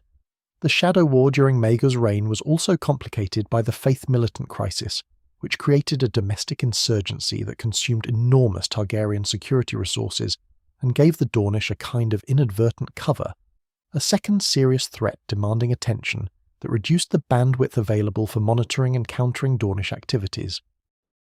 The Faith Militant were not coordinated with the Dornish in any formal sense. Their motivations were theological rather than political in the narrow sense, driven by outrage at Targaryen marriage customs and the perceived corruption of the crown rather than by any sympathy for Dornish independence. But the practical effect of having two simultaneous threats was that neither could receive the full attention it required, and both therefore persisted longer than they might have under different circumstances. The assassination attempts of this period are recorded with enough specificity in enough separate sources to be treated as historical rather than legendary, though the specific details of individual attempts vary, and the attributions to Dornish agency are sometimes clearer than others. What the sources agree on is the pattern, which is more important than any individual incident. Cups were inspected before being presented to the king. Food tasters became standard practice at the royal table rather than a sporadic precaution. The composition of household staff was reviewed and reviewed again as the awareness grew that the most dangerous threats came not from outside the walls, but from inside them, from people whose access had been granted and whose trustworthiness had seemed established, and who had proven, or were suspected of having proven, to be something other than what they appeared. This was the particular genius and the particular horror of the Dornish approach. It turned the human infrastructure of the court against itself. It made trust expensive, made familiarity suspect, made the ordinary relationships of a functioning household into potential vectors for harm. The psychological cost of living in a court that knew it was being worked from within was not small, and it fell not just on the king but on everyone around him, on the servants and the advisors and the guards and the family members who had to exist in an environment where the question of who could be trusted was never fully resolved and never fully answerable. This corrosive uncertainty was itself a kind of weapon, separate from, and in some ways more damaging than the specific assassination attempts it accompanied. The broader realm was affected as well, beyond the court. Lords whose lands bordered Dorne were approached, pressured, occasionally threatened in ways that tested the limits of their loyalty to the Iron Throne. Border skirmishes continued, smaller and less dramatic than the open campaigns of Aegon's era but persistent, part of the constant low-level maintenance of pressure that the Dornish understood to be their most sustainable form of resistance. Trade routes between the Reach and Dorne, which had existed since before the Conquest, and which neither side had entirely disrupted even during the active campaigns, became conduits for information as well as goods, exploited by both sides and fully controlled by neither. The border between what was the realm and what was Dorne was permeable in ways that no military force could fully seal, and that permeability served the Shadow War's purposes well. What did all of this accomplish, in the long accounting that we can now perform with the distance of centuries? On the immediate level, it maintained Dornish independence through the reigns of Aegon and his sons, preventing any of the large-scale campaigns that had characterized the early conflict from being successfully revived at a time when the memory of those campaigns' failures was still relatively fresh, but the political will to try again was periodically renewed. It imposed costs on the Targaryen court that were real, even if they were difficult to quantify, in security expenditure and institutional paranoia, and the diversion of attention and resources from other pressing concerns. It kept the Dornish question alive and unresolved, which was itself a form of success for the side that simply needed the conflict to not be resolved on the other side's terms. On a deeper level, it reinforced something about the nature of Dornish identity and Dornish capability that the open military resistance had already begun to establish. The Shadow War demonstrated that the Dornish were not simply lucky resistors, not simply the beneficiaries of favourable geography and Aegon's miscalculation. They were active, intelligent, adaptive agents in the conflict, capable of reading the situation and adjusting their methods as the situation changed, capable of operating effectively in the domains of intelligence and counterintelligence that the Targaryens themselves valued and prioritized. They had studied their enemy, They understood the vulnerabilities of a centralized court-based governance in ways that a more decentralized society might not have thought to examine. And they used that understanding with patience and precision over a period of years and reigns that would have exhausted a less committed adversary. The Shadow War was never decisive in the clean, final way that battles can be decisive, and this was perhaps its most important quality. It was not designed to be decisive, it was designed to persist, to maintain a level of friction that made the Dornish question perpetually unresolved, that kept the cost of attempting to resolve it through force high enough to make the attempt unattractive, that bought time for the slow erosion of Targaryen will and Targaryen capacity that would eventually make a different kind of resolution possible. It was, in this sense, the military strategy of the open campaigns translated into a different register, the same fundamental logic of patience and endurance and refusal to be defeated on the enemy's terms, applied to a different kind of conflict. The desert had simply moved indoors, and indoors it was, if anything, more effective than it had been in the open air, because the cold and the heat and the sand and the silence that had been its weapons in the desert were replaced by something even more difficult to defend against, which was the permanent human vulnerability to other humans who know you well enough to find the places where you are soft. The Shadow War did not end so much as it deepened and spread, becoming over the course of the decades following Maegor's reign less a specific campaign and more a permanent condition, a background fact of Targaryen governance that everyone acknowledged and no one could fully address. Dorne remained Dorne, the throne remained the throne, and between them, in the space that military force had failed to close and the Shadow War had failed to close in any final sense, there stretched a century of intermittent pressure and periodic violence and the slow, grinding exhaustion that long conflicts produce in everyone they touch, the soldiers and the lords and the ordinary people, and eventually the institutions themselves. We are going to move through that century now, not event by event in the way that a detailed chronicle would move, but as the kind of slow sweep through time that allows us to see the shape of things rather than just their surfaces. The way that stepping back from a very large painting reveals a composition that proximity conceals. It is worth establishing at the outset what this century looked like from the perspective of the Iron Throne, because the perspective from the throne shaped the decisions that were made and the decisions that were not made, and both matter to the story. From King's Landing, the Dornish problem presented itself in a particular form that made it perpetually difficult to resolve and perpetually difficult to abandon. It was never urgent enough in most periods to justify the enormous cost of another full-scale military campaign of the kind Aegon had attempted. The Shadow War was damaging and the border skirmishes were costly, and the unresolved status of Dorne was a constant irritant to the dignity of a realm that called itself the Seven Kingdoms while ruling only 6. But these costs were bearable, most of the time, in the way that a chronic condition is bearable, the way that people learn to organize their lives around a persistent difficulty that they have concluded cannot be cured, but can be managed. The throne managed it, generation after generation, and the managing of it became its own kind of tradition. The Dornish question passed from king to king like an inheritance that no one wanted but everyone received. At the same time, the question was never trivial enough to simply ignore, never something that could be set aside and allowed to resolve itself through inattention. The Dornish made certain of this.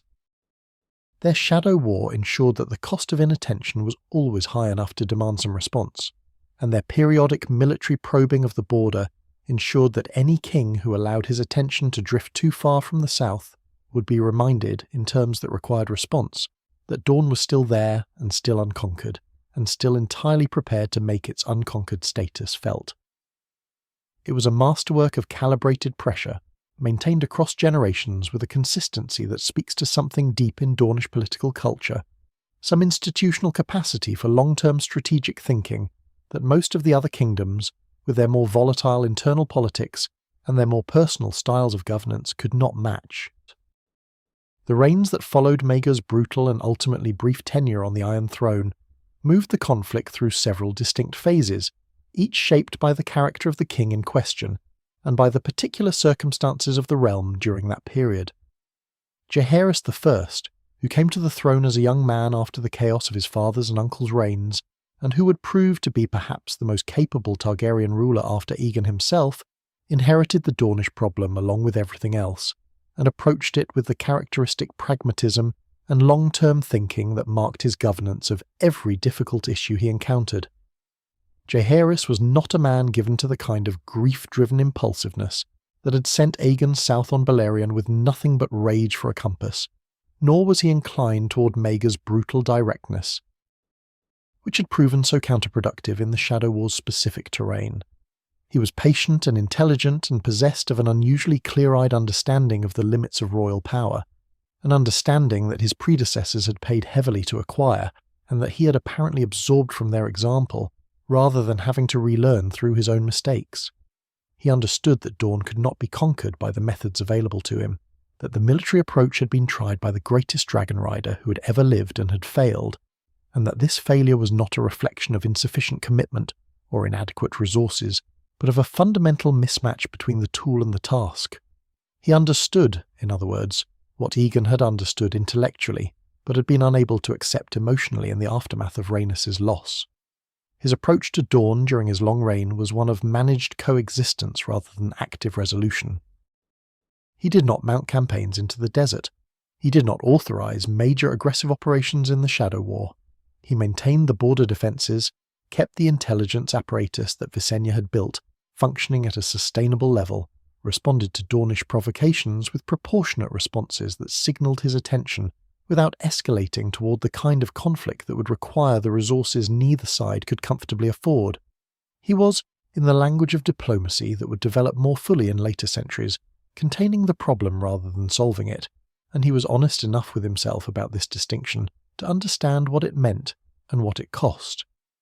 What it cost, over the long years of his reign, was the quiet drain of resources and attention that the maintenance of a permanent partial conflict always imposes. The border lords of the Reach and the Stormlands, whose lands abutted the Red Mountains and who bore the most immediate consequences of the unresolved situation, developed over this period a particular resilience and a particular grievance in roughly equal measure. The resilience came from generations of living in proximity to a hostile border, of building the kind of community defences and intelligence networks and practical hardness that such proximity requires. The grievance came from the feeling, not entirely unjustified, that King's Landing was managing the Dornish problem at the expense of the people closest to it, accepting a level of border violence and disruption that those in the capital found acceptable precisely because they did not have to live with its daily consequences. The dragon population during this period deserves attention because it is one of the critical background facts that shaped everyone's calculations about the Dornish question and about the realm's capacity to resolve it by force. The dance of options available to any Targaryen king was always implicitly constrained by how many dragons existed and how capable they were, and that number was moving in a direction that complicated every military calculation. Aegon had begun with 3. He had ended with 2 after Meraxes fell in Dorne, and those 2, Balerion and Vhagar, were elderly by the time of his death, ancient by any measure, impressive but diminishing. The Targaryens bred dragons with the same care they devoted to breeding their royal bloodline, maintaining dragon eggs, encouraging the bonding between hatchlings and riders, establishing the dragon pit in King's Landing as a permanent facility for housing and tending the creatures. But dragons were not reliable in their reproduction, and the population fluctuated in ways that resisted easy prediction or management. By the reign of Jaehaerys, the dragon population had recovered somewhat from the low point following Aegon's death, and his court included several dragons of varying ages and sizes, none of them approaching Balerion's extraordinary dimensions, but collectively representing a significant military force. This population would continue to fluctuate through the subsequent reigns, growing in the period leading up to the Dance of Dragons, when the Targaryen civil war would consume most of it in the most catastrophic act of self-destruction in the dynasty's history. But during the middle decades of the century we are tracing, the dragons were present and relevant, a background fact that influenced Dornish calculations even when they were not being deployed. The Dornish had killed one dragon. They had not forgotten this, and neither had the Targaryens, and the mutual knowledge of that fact shaped every exchange between the two sides in ways that were rarely spoken aloud but were always present.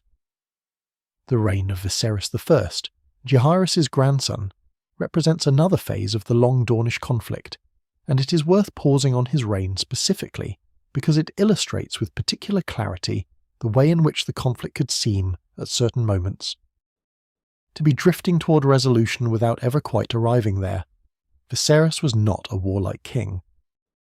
He was interested in history and in the arts, and in the pleasures of a court that had grown rich and sophisticated during the long, stable years of Jaehaerys' reign.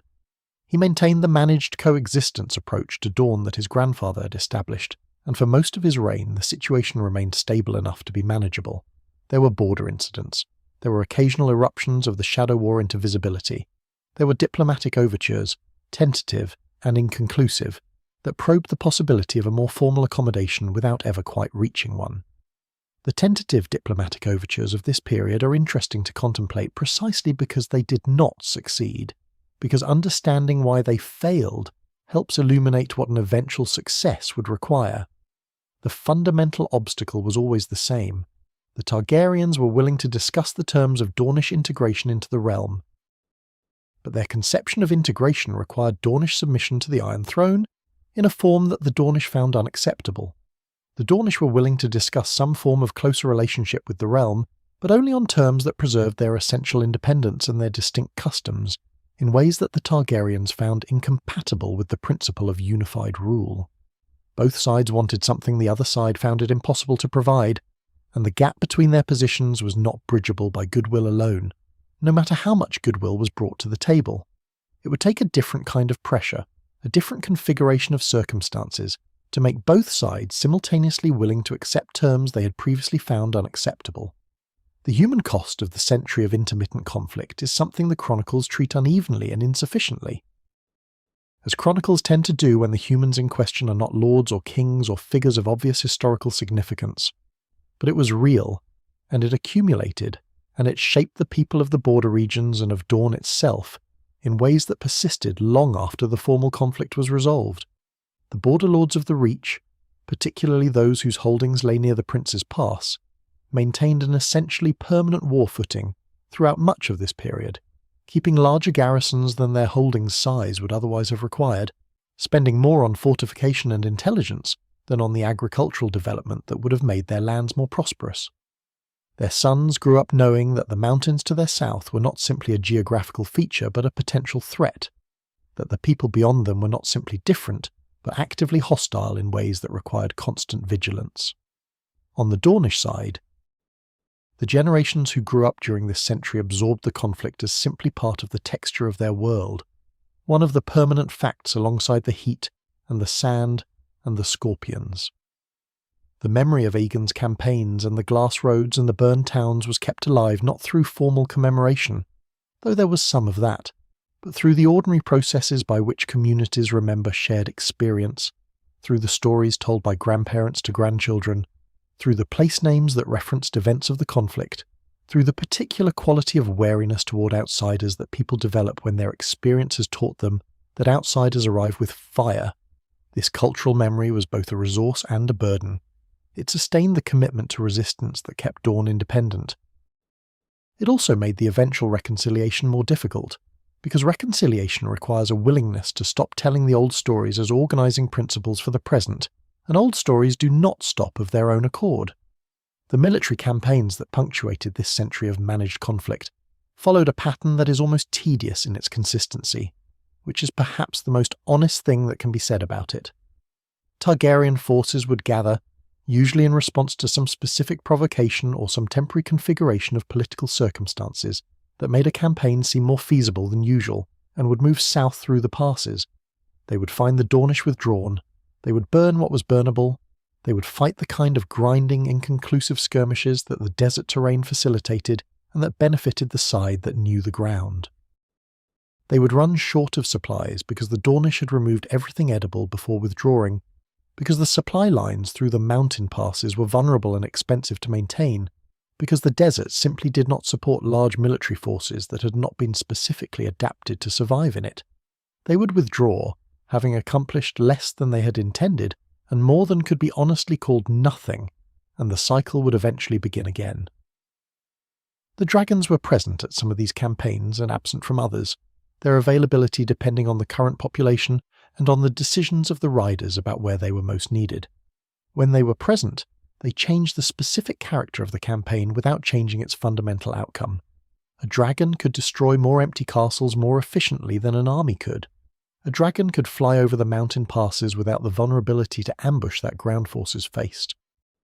A dragon could project power across distances that were logistically prohibitive for conventional forces. None of these advantages addressed the core problem, which was not about speed or reach or destructive capability, but about the absence of anything in Dorne that the Targaryens could destroy or capture or occupy that would actually change the Dornish decision to remain independent. The dragons were answers to a question that the Dornish were not asking. The diminishment of the dragon population toward the end of this period, in the decades approaching the Dance of Dragons, altered the strategic situation in ways that both sides recognized, and neither side was quite ready to act on decisively. As dragons died and were not fully replaced, as the population shrank from its middle period levels toward the small number that would be consumed in the Civil War, the military advantage that had always underpinned Targaryen authority became less overwhelming, not absent, not irrelevant, but less overwhelming in the specific and measurable way that the difference between 3 dragons and 7 dragons and 15 dragons represents a real difference in military capacity. The Dornish noticed. Their intelligence apparatus, maintained and refined across the generations of the Shadow War, was particularly attentive to information about the dragon population, about which dragons had died, which had hatched, which riders had bonded and which had not. Every death of a significant dragon was noted and analysed for what it suggested about the changing balance of the situation. The Border Lords also noticed, and their noticings fed into a general recalculation across the realm about the durability of the Targaryen military advantage and what its eventual disappearance might mean. This recalculation was not seditious, not in most cases consciously disloyal, but it was real, and it reflected the ordinary prudence of people who were thinking about the long term and who understood that the world they had been born into might not be the world they would die in. The Dornish, for their part, continued to maintain the calibrated pressure of the Shadow War and the border skirmishes without escalating toward the kind of open confrontation that might force a decisive response. They were, as they had always been, willing to let the situation develop at its own pace, trusting in the fundamental logic that had sustained them since Nymeria Martell's first refusal. The Targaryens needed something from them. They did not need anything from the Targaryens except patience. The ordinary Dornish people who lived through this century were not heroes or villains in any simple sense. They were farmers in the river valleys who grew their olives and their figs and their spiced peppers, and who prayed that the dragons would not come this season, that the campaigns would pass through the border regions without reaching into the heartland, that the Shadow War's violence would remain in King's Landing and in the great houses rather than descending into the villages and the market towns where ordinary lives were lived. They were fishermen on the southern coast who brought in the catches that fed the coastal settlements, and who had, in many cases, more in common with the fishermen of the Reach across the mountains than with the lords who conducted the politics of the conflict in their names. They were desert herders who moved their animals through the ancient routes between the oases, who knew the land in the specific and practical way that people who depend on it for survival always know it, whose knowledge of where water could be found and where the Targaryen forces were moving had been essential to the Dornish strategy from the beginning. These people paid the costs of the conflict in the ways that ordinary people always pay the costs of conflicts conducted by others. In the years of active campaigning, they bore the disruption and the destruction and the loss of life that the campaigns brought. In the years of Shadow War, they bore the pervasive anxiety of living in a society that was being worked from within and could not always identify the working. The low-level corrosiveness of a conflict that had no clear front line and no obvious distinguishing mark between safety and danger. They bore the economic cost of maintaining a permanently partial war footing, of devoting resources to defence that would otherwise have gone to development, of maintaining the social infrastructure of resistance at the expense of the social infrastructure of ordinary life. They bore all of this because they had no choice about bearing it, and because, in the deep cultural logic that the burned ships had written into Dornish consciousness, the alternative to bearing it was worse. Independence had a price. It had always had a price. The Dornish, generation after generation, had decided that the price was worth paying, and the ordinary people paid it along with the lords and the princess and the shadow warriors in King's Landing, because that is how the costs of collective decisions are always distributed. The century drew toward its final decades with the situation essentially unchanged in its fundamental structure, but significantly changed in its context. The realm was different from what it had been when Aegon landed.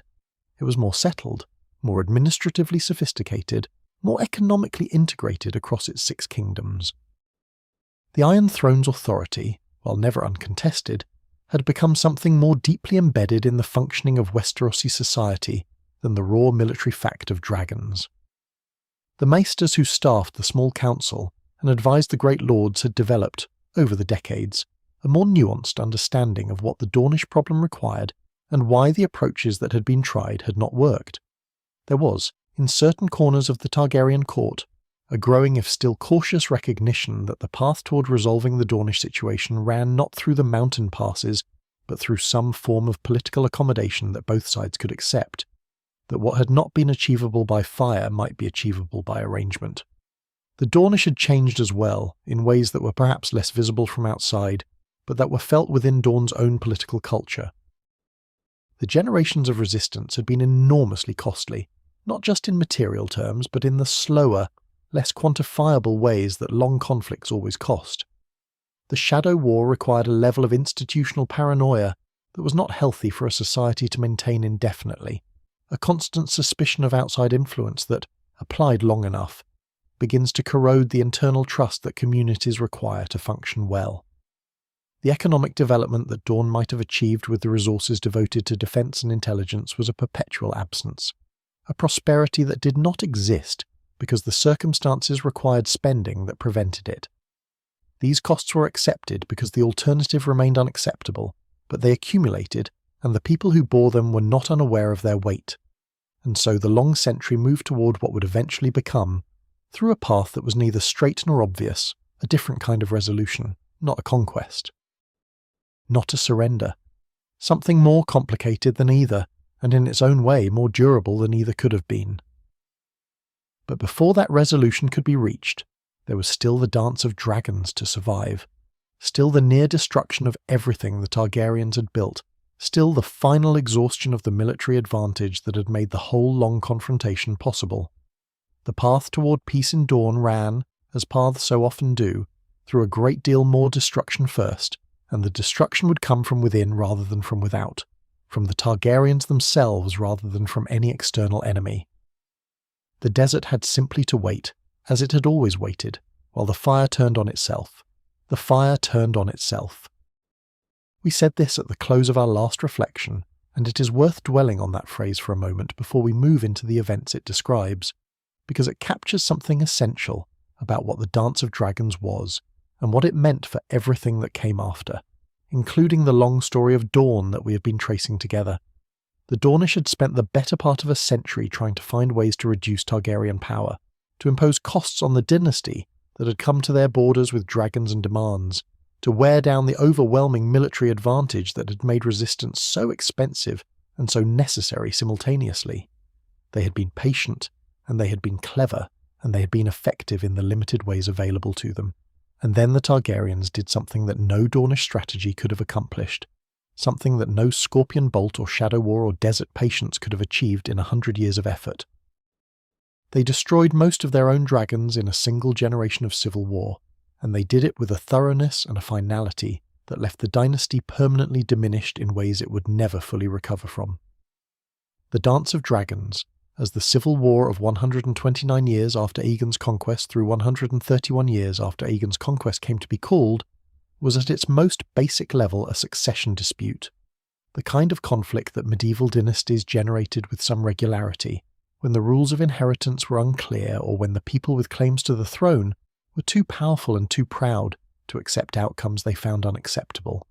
The specific circumstances that produced it are complex and deserve more space than we can give them in this particular exploration, since our focus is Dorne and its relationship to the conflict rather than the conflict itself. But the broad shape is necessary to understand. King Viserys I, that lover of history and court pleasures whom we touched on briefly in our last act, had named his daughter Rhaenyra as his heir. This was an unusual choice in the context of Westeros' succession law, which generally favoured males over females, and it created a fault line in the Targaryen succession that ran through the rest of Viserys' reign mostly underground, felt but not yet ruptured. When Viserys died, the fault line opened. His son, Aegon II, born of his second wife and supported by a faction of the court that had never accepted Rhaenyra's claim, was crowned in a ceremony conducted in haste and in secrecy, without the knowledge of Rhaenyra and her supporters. Rhaenyra, who had her own dragons and her own substantial support among the lords of the realm, responded by pressing her claim with equal determination. The realm split. The Blacks, as Rhaenyra's faction came to be called, and the Greens, who supported Aegon II, went to war with each other, and the war consumed nearly everything the Targaryens had built. What distinguished the dance from other succession disputes, what made it the particular catastrophe that it was rather than merely a damaging civil war that the dynasty eventually recovered from, was the dragons.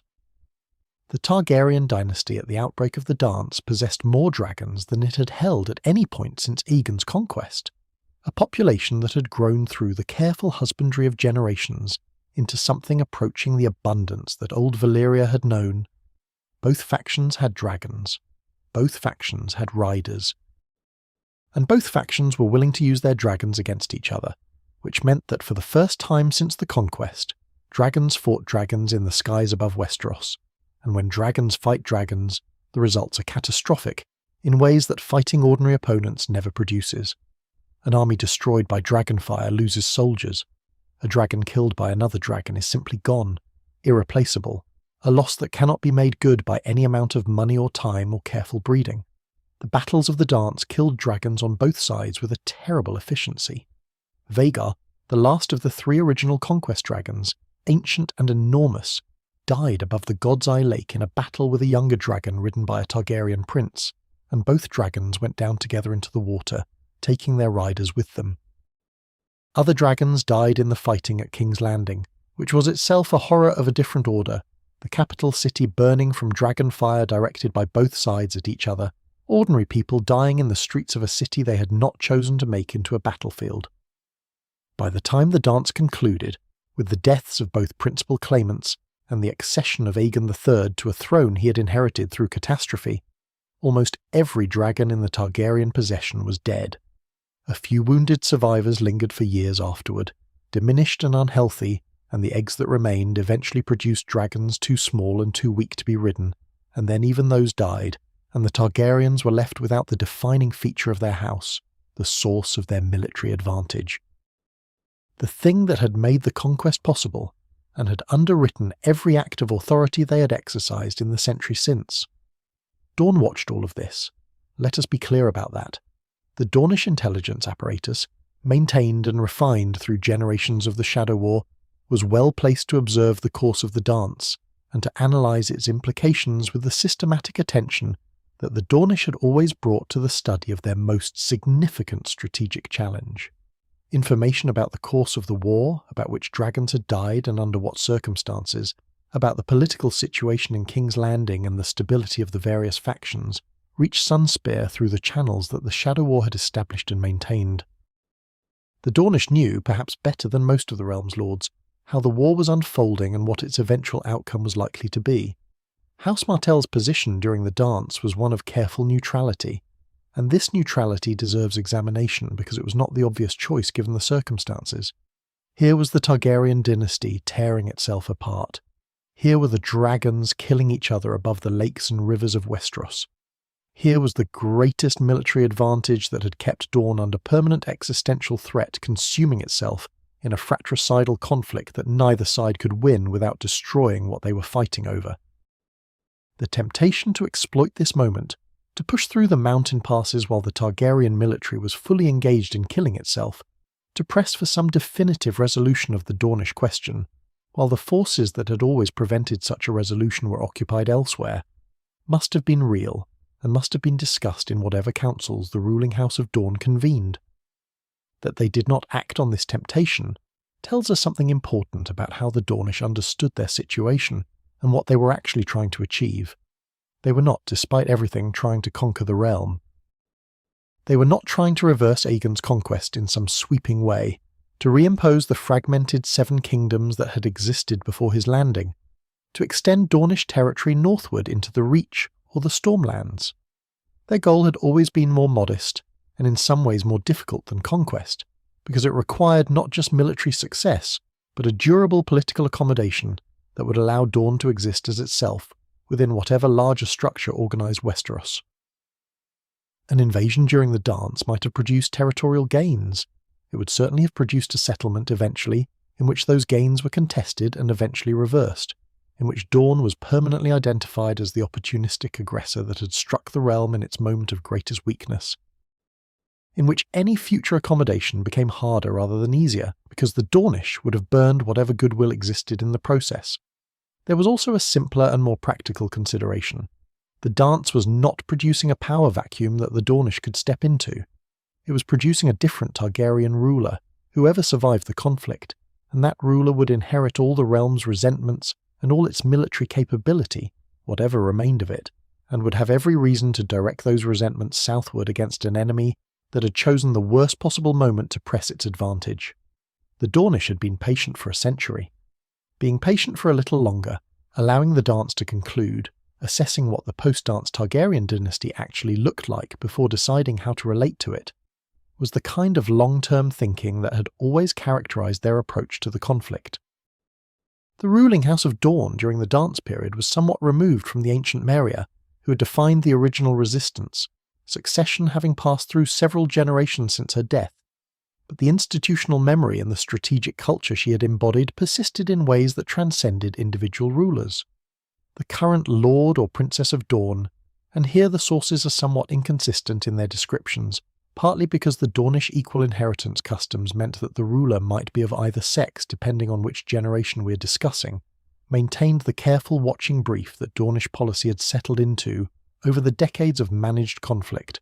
They observed, they gathered information, they made no large moves, they waited to see what the fire left when it burned itself out. What the fire left was, from the Dornish perspective, simultaneously more and less than they might have hoped. The more was the dragons, or rather the near absence of them. The dance had killed almost every mature dragon in the world, and the few survivors were dying or dwindling into something too small and too weak to be militarily relevant. The dynasty that had come to Dorne's borders with 3 world-ending weapons now had essentially none, and this change in the fundamental military balance was something the Dornish had not achieved through 100 years of resistance and shadow war and patient endurance. It had been achieved for them, inadvertently and catastrophically, by the Targaryens themselves, the strategic calculation that had governed every Dornish decision since Nymearia's first refusal, the calculation that the dragons made direct confrontation suicidal, and therefore required the specific strategy of evasion and attrition and patience that the Dornish had developed, was now different. Not reversed, not immediately, because the Targaryens retained their realm and their throne and their institutional authority and all the other sources of power that were not dependent on dragons, but different, in a direction that over time would matter enormously. The less was the nature of the post-dance Targaryen dynasty, which was not the broken, helpless remnant that the most optimistic Dornish analysis might have envisioned. Aegon III, who inherited the throne as a boy after watching both his parents die in the war that bears its name, grew up to be a complex and in some ways formidable ruler, shaped by trauma in ways that made him difficult to read and difficult to manage. He was called the Dragonbane by later chroniclers, not because he killed dragons himself, but because every dragon died during his reign, the last of the survivors expiring in the years following the dance, leaving him as the first Targaryen king in history to rule without any dragon at all. The epithet carried a weight of tragedy and irony that the chroniclers seemed to find irresistible, and it stuck. But Aegon III's dragonlessness, and the dragonlessness of the dynasty from this point forward, was not merely a personal loss or a symbolic diminishment. It was a structural change in the nature of Targaryen authority that would shape everything about how the dynasty governed and how the Dornish related to it. The Iron Throne without dragons was a different institution from the Iron Throne with them, not weaker in every dimension, but weaker in the specific dimension that had always mattered most to the Dornish question. A king without dragons could not fly over the Red Mountains and appear in the courtyard of Sunspear the way Aegon had appeared in the Eyrie. He could not dispatch a single rider to burn a region into submission. He could not project power across distances in the way that made conventional military calculations irrelevant. He was, for the first time, a king whose military capability was roughly comparable to that of the other great lords of the realm. Which meant he was a king who needed alliances and political capital, and the willing cooperation of his great houses in a way that his dragon-riding predecessors had never quite needed. This change in the nature of Targaryen power was deeply significant for the Dornish question, but it did not translate immediately or automatically into resolution. The problem was not simply that the Targaryens had been too powerful to negotiate with before, and could now be treated as equals. The problem was more complex than that, rooted in a century of grievance and mistrust, and the specific memories of burned towns and glass roads, and the Shadow War's particular intimacies that had to be worked through rather than simply set aside because the military balance had changed. Both sides had spent too long in a relationship defined by hostility and mutual harm to easily imagine what a different kind of relationship would look like, or how it would be structured, or what each side would have to give up in order to achieve it. The decades following the dance saw several attempts to probe the possibility of a new kind of relationship between the throne and Dorne, none of them successful, each of them revealing something about the specific obstacles that a final accommodation would need to overcome. There were diplomatic missions, formal and informal, sent south through the mountain passes or by sea to Sunspear, carrying proposals whose specific terms the sources record with varying reliability, but whose general inadequacy is clear from the fact that none of them produced the agreement both sides notionally wanted. There were responses from Dorne, equally probing and equally inadequate, revealing the same fundamental gap between what the throne could offer and what Dorne would accept. The gap had changed shape since Meria's era, but it had not closed. The throne could no longer threaten Dorne with dragons, but it was not yet prepared to offer the specific terms that would make Dornish integration genuinely attractive rather than merely less dangerous than it had been before. Dorne could not be conquered by force anymore if it ever truly could have been, but this did not mean it was ready to accept whatever terms the throne proposed simply because those terms were less frightening than Balerion's fire. The negotiations failed, and their failure was useful in the particular way that failed negotiations are sometimes useful, in identifying with more precision what the specific obstacles were and what a successful proposal would need to address. There was also the matter of the realm's internal stability during this period, which was not good and which consumed Targaryen political energy that might otherwise have been directed toward the Dornish question. The dance had damaged the dynasty's authority in ways that extended beyond the loss of the dragons, had shaken the confidence of the great lords in the stability and competence of the house they nominally served, had created opportunities for the kind of political manoeuvring that powerful lords engage in when the central authority is visibly weakened.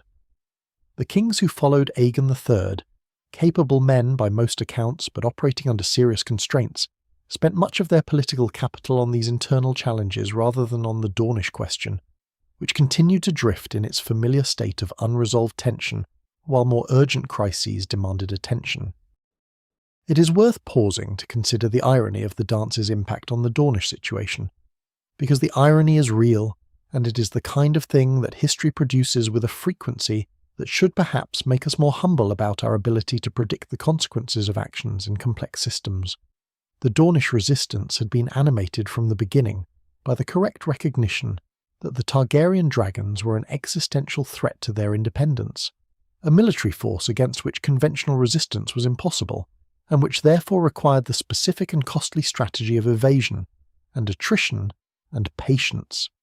Everything they had done for a century, the Shadow War and the border skirmishes and the careful calibration of pressure and the generational commitment to the project of resistance, had been in service of managing that threat, of keeping Dorne independent until some change in the balance of power made a different kind of resolution possible, and the change, when it came from nowhere they had anticipated or could have anticipated.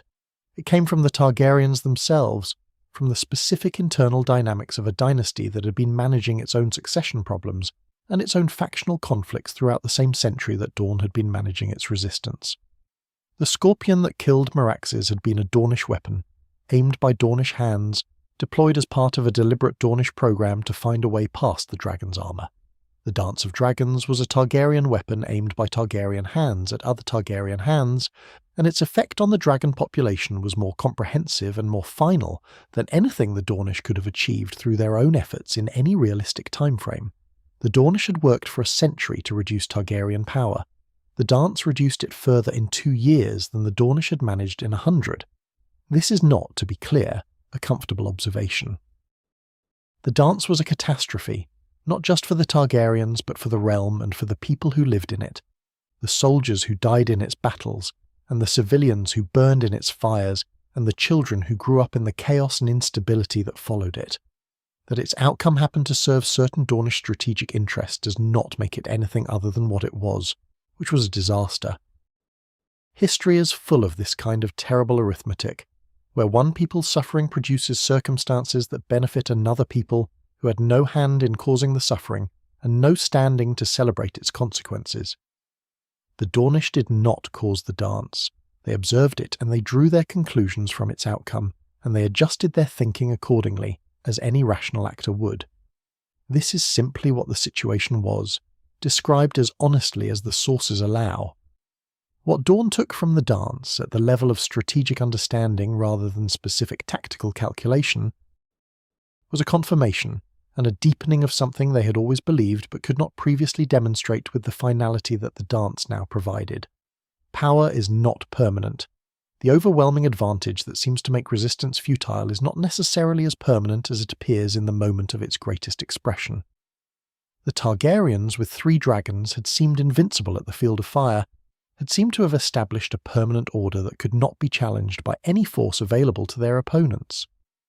100 years later, through a combination of Dornish patience and Targaryen self-destruction, and the simple passage of time that changes everything it touches, those 3 dragons and their descendants were gone. And the permanent order was not so permanent after all. The desert had outlasted the fire, the waiting had outlasted the urgency, the patience had outlasted the power. This was not triumphalism. The Dornish who drew these conclusions were clear-eyed enough to understand that outlasting the fire was not the same as winning anything in a positive sense. That a century of resistance had been a century of cost, as well as a century of independence. That the families of the dead from Aegon's revenge campaign, and the Shadow War's victims and the border skirmishes had paid prices that no retrospective strategic analysis could redeem.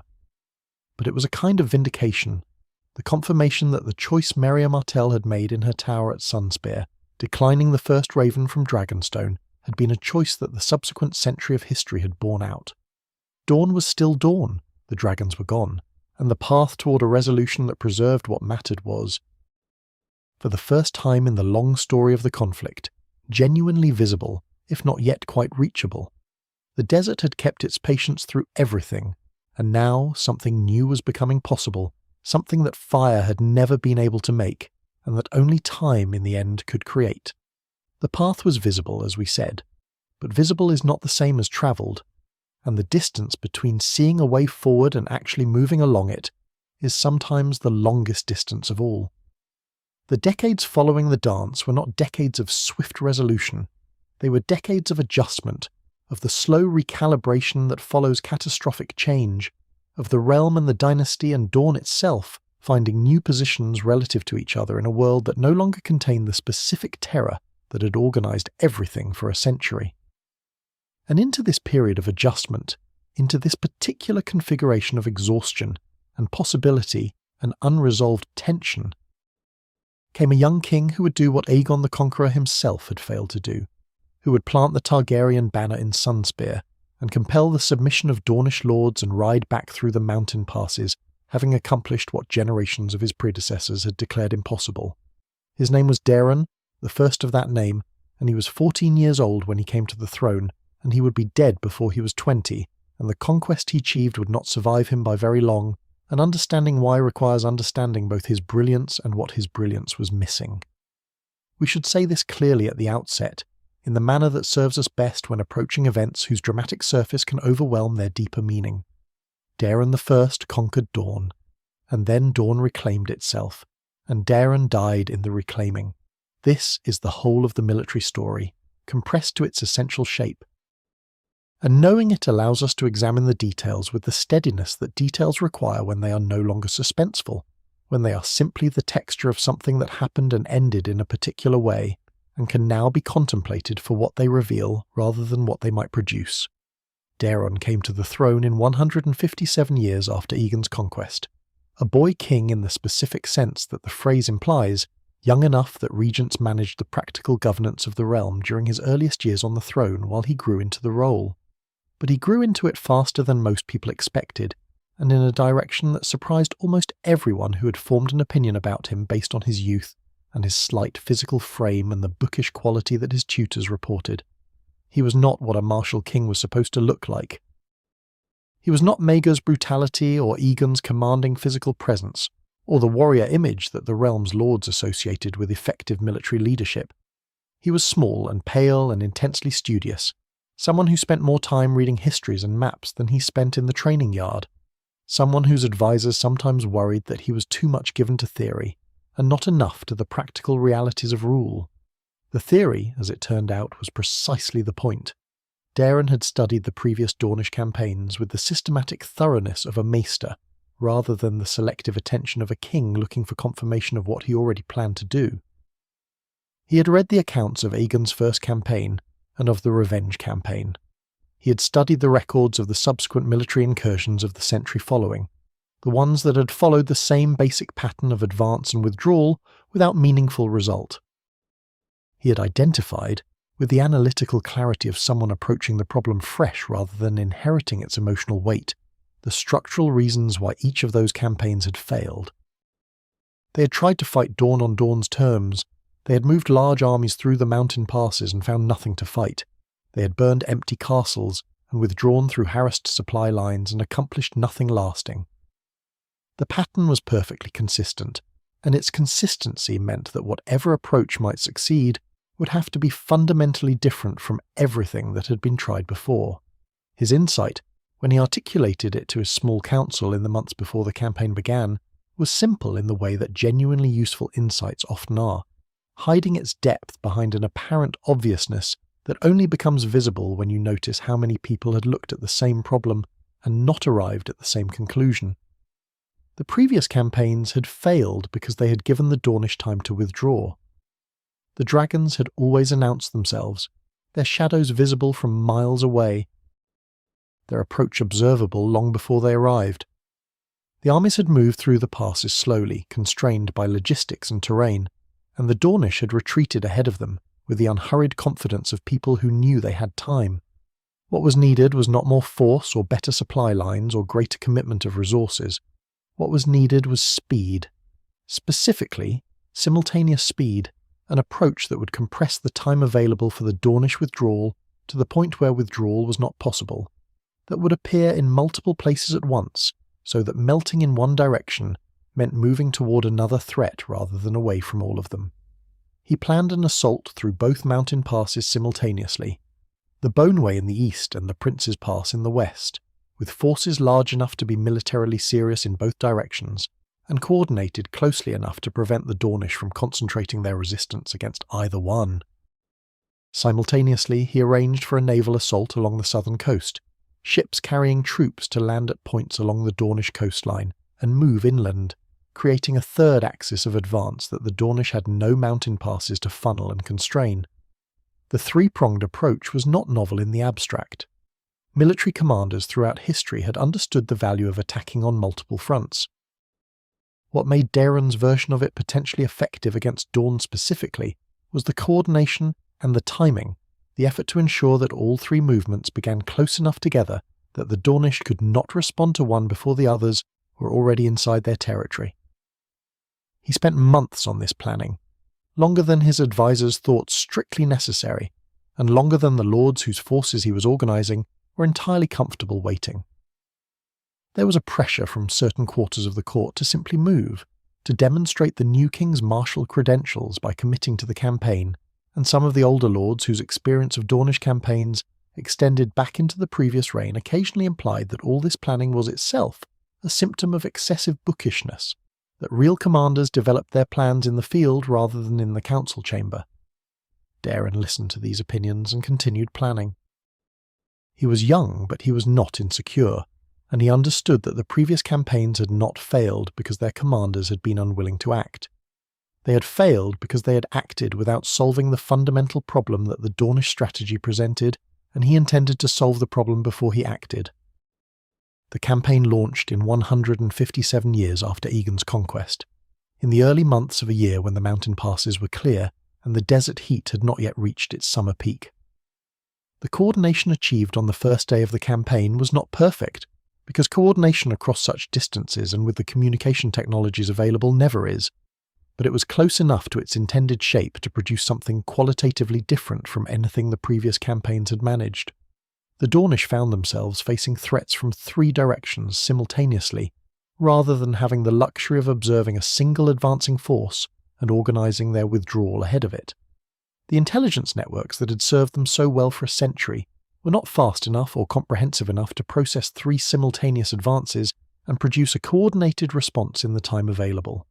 The Boneway force moved quickly, more quickly than previous forces had moved through that canyon, partly because Dorne had addressed the supply problem with a thoroughness that the previous campaigns had not, having arranged caches of supplies at intervals along the route in the weeks before the main advance, and partly because the Dornish defenders in the canyon were divided in their attention in a way that reduced their effectiveness. The Prince's Pass force encountered more resistance, but overcame it with the kind of determined pressure that force superiority enables when the defenders cannot concentrate against a single point of vulnerability. The naval forces landed at several points along the southern coast and moved inland with less resistance than anticipated, partly because the coastal populations, facing an unexpected approach from a direction they had not been defending, had not organised their withdrawals with the same thoroughness that the mountain approaches had always received. None of this means the campaign was easy. It was not easy. Dorne lost soldiers in the Boneway, lost ships to Dornish coastal defences that were more capable than the naval commanders had been led to expect, lost time and men to the supply disruptions that the Dornish immediately began organising against all 3 advancing forces. The hit-and-run tactics, the ambushes in the narrow places, the poisoned wells and the vanishing defenders, all the classic elements of Dornish resistance appeared in this campaign as they had in every previous one, but they appeared in a context that was different from before, against a force that had planned for them rather than being surprised by them, and their effect was consequently reduced rather than decisive. Dorne himself rode through the Prince's Pass with the Western force, and the accounts of the campaign describe him in terms that carry a quality of genuine admiration, even in sources that knew how the story ended and might have been expected to colour their retrospective descriptions accordingly. He was small on horseback by the descriptions, but he rode at the front rather than the rear, and he made decisions quickly when decisions were required, and he maintained the coordination between the 3 advancing forces through a system of messenger riders and signal fires that was more sophisticated than anything previous Targaryen campaigns had employed. He had thought about this campaign for months, and the thinking showed in the execution. In the small details of preparation that prevented the kinds of avoidable failures that had plagued his predecessors. Sunspear fell to the combined forces in a manner that the chronicles describe, with a precision suggesting reliable sources and a certain satisfaction that colours even the most neutral of the accounts. The Dornish lord of the castle, facing the convergence of forces from multiple directions, and without the time that previous garrisons had enjoyed to organise a complete withdrawal, made the decision that the military situation clearly recommended, which was to submit to terms rather than hold an indefensible position against a force he could not resist, and a coordination he could not break. The submission was formal and correct, with the vocabulary and the ceremony that such submissions required. The Targaryen banner was raised over Sunspear for the first time in history. Dorne I stood in the castle that House Martell had governed from. The Aegon himself had never reached, and could look out from its towers over the shadow city below, and feel, with some justification, that he had done something extraordinary. He had. This must be acknowledged honestly and without the condescension of hindsight, which too easily dismisses achievements that did not last as though their impermanence retroactively diminishes what they were at the moment of their accomplishment. Dorne had solved a military problem that Aegon the Conqueror had not solved, that a century of his successors had not solved, that the greatest dragon rider in history with the greatest dragon in history had not solved. He had done it through intelligence and planning, and a willingness to approach the problem analytically rather than emotionally, through the kind of systematic thinking that his bookish reputation had seemed to promise and that his campaign had delivered. He was 14, or barely 15 by the time Sunspear fell, depending on the exact timing. And he had conquered Dorne. The book he wrote about the campaign, known to later historians as the Conquest of Dorne, was completed during the period of occupation that followed the fall of Sunspear, and it reveals much about how Daeron thought about what he had accomplished. He was not modest about it, which is perhaps understandable given his age and the magnitude of what he had done, but he was also not merely triumphant. He was analytical, interested in the reasons for his success, and in what the success implied about how Dorne should be governed going forward. He understood that taking Sunspear was the beginning rather than the end, that the real challenge of the Dornish question had never been whether the mountain passes could be forced, but whether whatever came through the passes could be made to last. He wrote about this with a clarity that would have been admirable in a much older and more experienced ruler, and his clarity on the page makes what followed in the reality of the occupation more poignant rather than less. The occupation began to unravel almost immediately, and it unravelled in ways that Daeron's book had anticipated without quite preventing. The Dornish lords who had submitted at the fall of Sunspear had done so because the military situation required it, not because they had been persuaded of the value or the legitimacy of Targaryen rule over their land. They were doing what the Dornish had always done under direct pressure, which was to accommodate the immediate reality while waiting for the circumstances to change. Submission to Daeron's occupying forces was not different in its fundamental character from the withdrawals into the desert that had served Dornish resistance so well in every previous campaign. It was simply a different form of patience, a different way of occupying the time until the conditions that had made temporary submission necessary no longer obtained. Those conditions began to change almost as soon as the formal submission had been recorded. The occupying forces were large but not unlimited, and the territory they were attempting to hold was vast. The same geographical factors that had made Dorne so difficult to conquer made it equally difficult to hold with a force that could not be everywhere at once and could not be resupplied indefinitely across the mountain passes that the Dornish were already beginning to target again with the hit-and-run tactics they had refined over a century of practice. Garrisons established at strategic points across Dorne found themselves increasingly isolated as the lines of communication between them became contested, as the roads between one fortified position and another became dangerous in the same way that every road through Dorne had always been dangerous for forces that did not belong there. The Dornish lords who had submitted began to disappear, one by one, in ways that were officially explicable as illness or family emergency or necessary absence for the management of their estates, but that were in practice a collective withdrawal from the occupation's governance structure that left the Targaryen administrators trying to run a territory without the local knowledge and local legitimacy that only the Dornish lords could provide. You cannot govern Dorne without the Dornish. This had been true in Aegon's time, and it was true in Daeron's time, and it would be true in any time, because governance is not simply a matter of having soldiers in a place, but of having people who understand the place and are trusted by the people who live there and can translate the abstract authority of a distant king into the practical daily functioning of a society. The Dornish lords who had nominally submitted were the only people who could have provided this, and they were choosing one by one and then in increasing numbers to stop providing it. The assassinations began in the season following the fall of Sunspear, and they were more effective and more targeted than anything the Shadow War had produced in the previous century, partly because the occupying forces had not had time to build the kind of counterintelligence infrastructure that Visenya had developed over years at King's Landing, and partly because the Dornish were operating on their home ground with the specific advantages that home ground always provides to people who know it thoroughly. Targaryen commanders were killed, administrators were killed, Dornish lords who had seemed genuinely committed to the occupation and who had been relied upon as collaborators were killed, which had the additional effect of demonstrating to any other Dornish lord who might have been considering genuine cooperation with the occupation what the cost of that cooperation was likely to be. It was the Shadow War applied to an occupation rather than a distant court. And it was devastating. Daeron responded to these developments with a combination of determination and an escalating frustration that the chronicles trace through the quality of his communications from this period. He moved his forces, He reorganized the garrisons, he tried to establish better intelligence networks, reaching out to Dornish people willing to provide information in exchange for protection or reward, and finding that the protection he could offer was not adequate, and the reward was not sufficient to overcome the very real personal danger that any Dornish collaborator faced from their own community.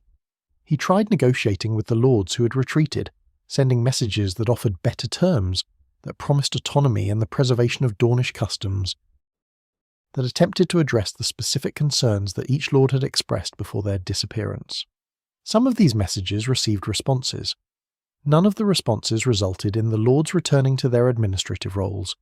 His death came in the way that deaths in Dorne so often came during this long conflict, not in an open battle where the courage and the skill of the combatants could be judged and the outcome recorded clearly, but in an ambush, in one of those moments where the landscape itself seems to be participating in the violence, where the rocks and the heat and the silence all conspire with the people who know them to produce an outcome that the people who don't know them cannot prevent. The specific circumstances are recorded with the usual inconsistency of sources describing an event that everyone had reasons to frame in particular ways. The Dornish accounts, such as they are, describe a military engagement. The Targaryen accounts describe treachery. The distinction between these two descriptions tells us more about who was doing the describing than about what actually happened. What is consistent across the accounts is that Daeron I, the young dragon, died in Dorne somewhere in the period between 157 and 160 years after Aegon's conquest, still very young, in the territory he had conquered and could not hold. He died without children. He died having accomplished the most remarkable military feat of his generation, and having discovered, as so many remarkable military feats ultimately discover, that the conquest of territory is the easier half of the problem, and the governance of it is where the real difficulty begins. His book survived him. His conquest did not.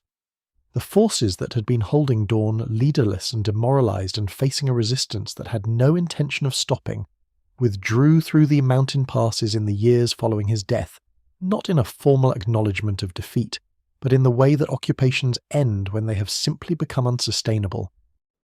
When the cost of staying exceeds any benefit that staying might provide.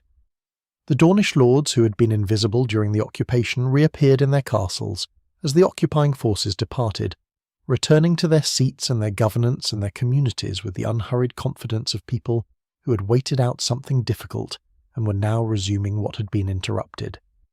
Sunspear's Targaryen banner came down. The Shadow City filled again with its ordinary noise and commerce. The wells were unsealed, the supplies retrieved from wherever they had been hidden. The networks of resistance stood down from their active deployment and settled back into the latent readiness that had characterized them between campaigns.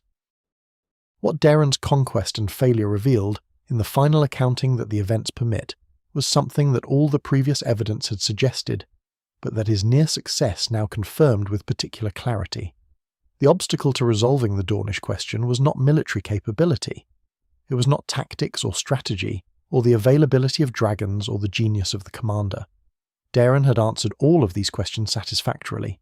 He had found the tactics that worked, had demonstrated the strategy that could force the initial submission, had shown that even without dragons, a sufficiently coordinated and well-planned military campaign could take Dorne by force, and it still had not been enough. Because taking Dorne was not the same as holding it, and holding it was not the same as incorporating it, and incorporating it was not the same as making it genuinely part of the realm in the way that the other 6 kingdoms had become part of the realm after the conquest. The difference between Dorne and the other 6 kingdoms, the difference that no military solution could bridge, was consent. The other kingdoms, having submitted to Aegon, had over the generations come to accept their place within the unified realm, had developed genuine stakes in its stability and prosperity, had produced lords and institutions whose identity was bound up with the 7 kingdoms as an entity, rather than with any pre-conquest independence. This acceptance had come partly through the passage of time, and partly through the specific policies Aegon had pursued, his respect for local customs and laws, his generous treatment of those who submitted early, his creation of institutions that gave the conquered a role in the governance of what they had been conquered into. It had come, ultimately, from the sense that being part of the realm was better, on balance, than the alternative. Dorne had never reached this point, A century and a half of military campaigns and shadow war and periodic destruction had not produced it. Daeron's occupation had not produced it. What was required was something that none of the military approaches had been able to provide, which was a reason for the Dornish to want to be part of the realm, rather than simply a force compelling them to be part of it against their will. The young dragon had conquered Dorne with his mind and his planning, and his extraordinary precocious military talent. He could not conquer the deeper thing, the will and the identity and the stubborn ancient pride that Nymeria Martell had embodied, and that her successors had maintained through everything the century had thrown at them. That was not something that could be taken. It could only perhaps be invited. And invitations require a different kind of offering than the one that campaigns through mountain passes had ever been able to make. If you're finding these contemplative explorations of Westerosi history and politics a peaceful way to end your day, a like and subscribe really helps others discover these gentle journeys through the past. And to those already subscribed, thank you for being part of this community of those who find comfort in slowly unfolding stories of power and patience, of roses growing strong through centuries of careful cultivation. Invitations require a different kind of offering. We ended there, with that thought, with the recognition that what a century and a half of military effort had failed to produce could not be produced by more military effort of any kind. However brilliant its planning, or however determined its execution, the young dragon had demonstrated this with a completeness that left no room for the argument that the right commander, or the right strategy, or the right configuration of forces might yet find the military solution that had eluded everyone before him. There was no such solution. The problem was not military. It had never been military, not at its core, not in the deep place where the actual obstacle lived.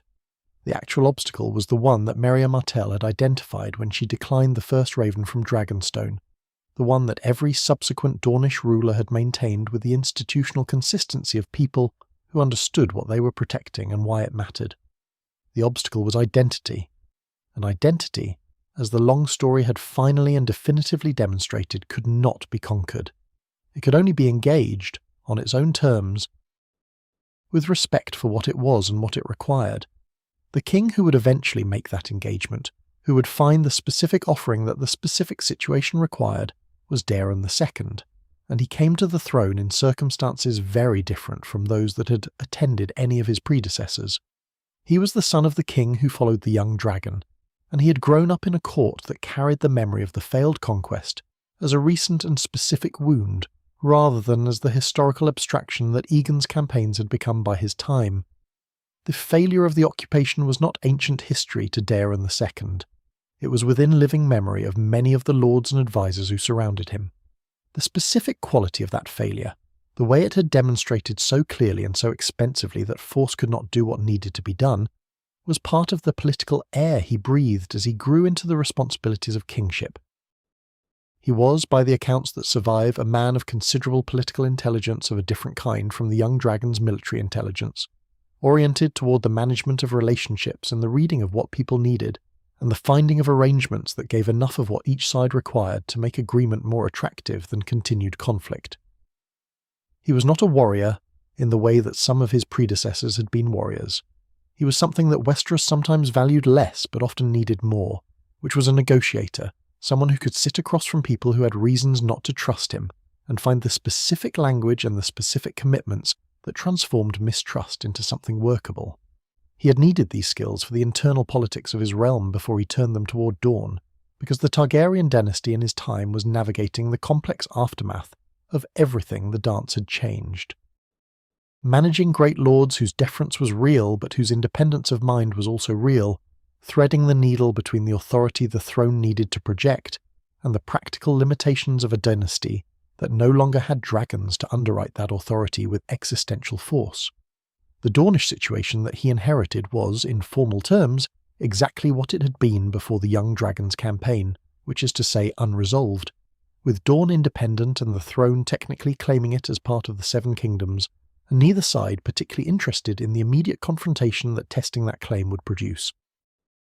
The occupation's failure had produced on the Targaryen side a kind of exhausted realism about what was achievable by force, and on the Dornish side a kind of cautious reassessment of what the post-dance, post-Young Dragon situation actually offered in terms of possibilities. Both sides had reasons to think about the situation differently than they had thought about it before, and Daeron II was attuned to this shift in ways that mattered. He began, characteristically, not with a proposal but with listening. He reopened the diplomatic channels that had always existed in one form or another between the throne and Sunspear, but he opened them in a mode of inquiry rather than demand, asking questions rather than making offers, trying to understand from the Dornish side what a resolution that they could accept would actually need to contain. This sounds simple. It was not simple. It required suppressing the instinct, deeply embedded in generations of Targaryen dealings with Dorne, to frame every conversation as a negotiation about the terms of Dornish submission, rather than as a genuine exchange between parties whose interests both needed to be served. It required treating the Dornish position as something other than obstruction, as a set of legitimate concerns that a satisfactory resolution would need to address rather than overcome. The Dornish ruler at this time was a prince whose name the sources record with enough consistency to be reliable, and whose approach to the incoming Targaryen diplomatic overtures was shaped by the same institutional memory and strategic clarity that had characterized Dornish policy since Nymeриa's era, but inflected by a recognition that the situation had genuinely changed. The dragons were gone. The young dragon was dead. The occupation had failed and had not been renewed. The Targaryens were ruling a realm of 6 kingdoms without the 7th, managing the symbolic and practical awkwardness of that gap as best they could, and the gap was becoming, in some ways, more costly to maintain than the resolution of it would be. Not militarily. Militarily, the situation was stable enough, but politically and economically, and in the way that unresolved questions impose a constant low-level cost on everyone they touch. The continuation of the status quo was not without its price, and the Dornish prince understood this as clearly as Daeron did. What the Dornish needed, what any resolution that they could accept would have to provide, was not complicated in its essential requirements, even if the specific terms that expressed those requirements would take considerable negotiation to define precisely. They needed recognition. Not merely the tolerant acknowledgement that had sometimes characterized Targaryen dealings with Dorne, the condescending acceptance of Dornish customs as local peculiarities that the Crown was graciously permitting to persist, but genuine recognition of Dorne as a distinct place with a distinct identity, whose distinctness was not a problem to be managed but a fact to be respected. They needed their laws to remain their laws, particularly the inheritance customs that were the most visible expression of the Roynish heritage that ran so deep in Dornish identity. They needed their customs around paramours and the social arrangements of Dornish noble life to remain their customs, without the judgment of a crown that had always found those customs foreign and somewhat scandalous. They needed, in short, to be Dorne, and to be Dorne within whatever larger structure they joined, rather than being absorbed into something that required them to stop being themselves in order to participate. These were not unreasonable requirements. Looking at them from the distance that centuries of subsequent history provide, they seem almost modest, the minimum that any people with a strong sense of their own identity would require before agreeing to subordinate their political independence to a larger authority. The difficulty had never been that the requirements were unreasonable. The difficulty had been that the Targaryen conception of unified rule had not, in most periods, accommodated the idea of genuinely autonomous integration, of a member of the realm that was fully part of it, while remaining substantially different from the rest of it. The 6 kingdoms that had submitted to Aegon had been brought into a structure that respected their local customs in many ways, but that also imposed a common framework of authority and expectation that homogenized them more than the Dornish were willing to accept.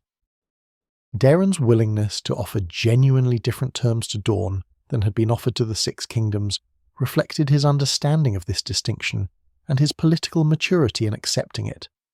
He was willing to say, in effect, that Dorne's integration would look different from the integration of the Reach, or the Vale, or the Stormlands, that the 7 kingdoms need not all relate to the Iron Throne in identical ways, that a realm could accommodate difference without being undermined by it.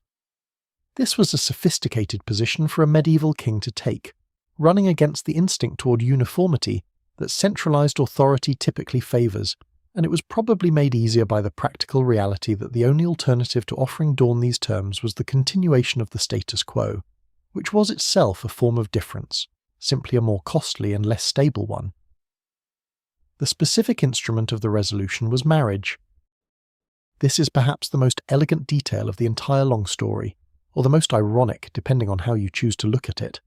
What 150 years of military campaigns and shadow war and burned towns and glass roads and the death of Rhaenys and Meraxes and the young dragon and all the unnamed soldiers and Dornish villagers and shadow warriors had failed to achieve was achieved by 2 marriage contracts, negotiated over months of careful diplomacy and concluded in ceremonies that are described in the surviving accounts with a quality of quiet wonder, as though even the people present could not quite believe that it was actually happening after so long.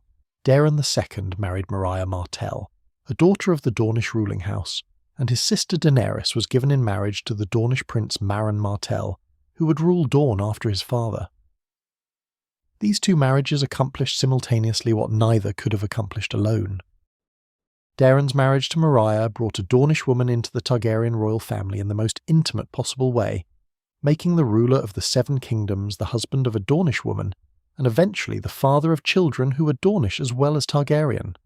This was not a symbolic gesture. It was a structural commitment, a statement that the Targaryens were willing to bind their bloodline and their dynasty to Dorne in the way that marriage binds families, with all the obligations and the shared interests and the intertwined futures that such binding produces. Daenerys' marriage to Maron Martell worked the complementary direction, bringing a Targaryen princess into the Dornish ruling family, making the future ruler of Dorne the husband of a woman whose blood was the blood of the conqueror, whose family was the family that had been fighting Dorne for 150 years. This marriage would be remembered for a particular detail that carries its own weight of symbolism, which is that Maron Martell built the water gardens for Daenerys as a wedding gift, that place of shade and water and children playing without regard for rank that we mentioned briefly at the beginning of our exploration of what Dorne was and what it valued. The water gardens were built for a Targaryen princess by a Dornish prince, in celebration of the marriage that ended the longest conflict in the history of the unified realm, and they were built in the specific Dornish spirit of beauty and pleasure and human dignity that had nothing to do with the fire and blood that had preceded them. This seems right. This seems like exactly the kind of thing that should be true of how something like this ended. The formal terms of Dornish integration, which accompanied the marriages and gave them their political substance, were negotiated with a care that reflected how much both sides understood was at stake in getting them right. Dorne would join the 7 kingdoms. The ruler of Dorne would acknowledge the Iron Throne and pay the appropriate obligations of loyalty and military service that lords throughout the realm paid. But Dorne would keep its laws. The equal inheritance customs that were the most fundamental expression of Rhoynish heritage would remain in force throughout Dorne, unaffected by the inheritance laws of the rest of the realm. The Dornish customs around paramours and social relationships would remain Dornish customs, not subject to the judgment or the regulation of the crown.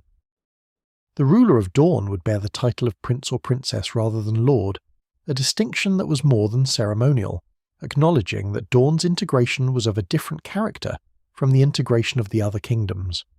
These terms represented something genuinely new in the history of the unified realm, a form of membership that preserved the members' distinctness rather than requiring its dissolution. The Dornish were not becoming like the other 6 kingdoms. They were joining as themselves, on terms that acknowledged who they were and committed the crown to respecting what that meant. This had been what the Dornish required from the beginning, what Myria Martell's refusal had always been pointing toward, what 150 years of resistance had been maintaining the possibility of. Not independence for its own sake, not the mere fact of not being conquered, but the specific kind of integration that did not require them to stop being Dornish in order to be part of the realm. The reaction throughout the 7 kingdoms to the resolution was complex and not universally enthusiastic, which is worth acknowledging because the simplest narratives of this story treat the marriage alliance as an unambiguous triumph that everyone welcomed. It was a triumph, but it was a complicated one. There were lords in the Reach and the Stormlands who had spent generations defending their borders against Dornish raids and shadow war activities, and who found the idea of the Dornish simply joining the realm on favourable terms. Without any formal accounting for the costs of the long conflict, difficult to accept with equanimity. There were members of the Targaryen court who felt that the terms offered to Dorne were too generous, that the preservation of Dornish customs under their own laws set a precedent that other great lords might seek to exploit, that the unity of the realm was better served by uniformity than by the kind of differentiated integration that the Dornish settlement represented. These objections were real, and they were heard, and they were not entirely without merit. The precedent question was a genuine one, and it would resurface in various forms in the centuries following the settlement, as lords in other regions occasionally cited the Dornish example in arguing for greater autonomy of their own. The grievances of the border lords were also genuine, rooted in specific historical experiences of specific losses that a diplomatic settlement, however carefully crafted, could not simply erase. These complications did not prevent the settlement from holding. They simply reminded everyone that even good resolutions of long conflicts carry the weight of what preceded them, that the ending of a war is not the same as the healing of its wounds, that the latter takes longer and requires different things than the former. The Dornish response to the settlement was similarly complex and not uniformly celebratory. There were Dornish who felt that the price of integration, even on the favourable terms that had been negotiated, was too high, that some meaningful part of what had been defended for 150 years was being given up in exchange for recognition that was ultimately still subordination, still the acknowledgement of a Targaryen king as the ultimate authority over a land that had governed itself for its entire history. These voices were present, and they were heard in Dorne, and they would continue to be heard in various forms through the centuries of Dornish membership in the realm, expressing themselves in the particular Dornish way that dissent had always expressed itself, through careful, patient, sometimes subversive political action, rather than through open confrontation. But the dominant response in Dorne was something that the sources describe, with careful and sometimes apparently surprised attention, as relief. This is the word that appears in enough of the accounts, across enough different perspectives and enough different kinds of sources, to be taken seriously rather than dismissed as diplomatic flattery. Relief. The long conflict had been enormously costly to Dorne as well as to the realm, and the Dornish knew it better than anyone, because they had borne the costs most directly and most personally. The burned towns and the glass roads and the dead of the Shadow War, and the generations of young men and women who had grown up in a society organised primarily around resistance rather than around building, were all Dornish costs paid by Dornish people in the maintenance of something that the resolution had now preserved in a different and perhaps more durable form. To be done with it, to be able to stop paying those costs while keeping what the costs had been paid to protect, was a genuine relief, and the word is the honest word for what it was. The water gardens, which Marin built for Daenerys in those years following the marriage alliance, became in the generations after their construction a symbol of something that is difficult to put into words, but that everyone who contemplated them seemed to feel. They were built at the edge of the desert, using water that in Dorne was always precious and always the subject of careful husbandry and strategic consideration. They were built for pleasure and for the specific Dornish idea of equality. The idea that children of all stations could play in the same pools, that beauty was not only for the powerful, that a place could be made where the ordinary hierarchies of Westerosi life were suspended in favour of something more generous. They were built by a Dornish prince for a Targaryen princess, out of what the accounts describe as genuine affection, rather than merely diplomatic courtesy, which is itself one of the more quietly extraordinary details of the entire long story. Two people from families that had been at war for 150 years found in each other something worth building a garden for. This does not resolve the moral complexity of everything that preceded it, but it is real, and it is good, and it should be acknowledged as such. What does the resolution teach us? From the distance that allows us to see the whole of the story rather than just its parts. It teaches us something about the nature of political accommodation and what it requires, about the difference between victory and resolution, and why the two are not the same thing and cannot substitute for each other.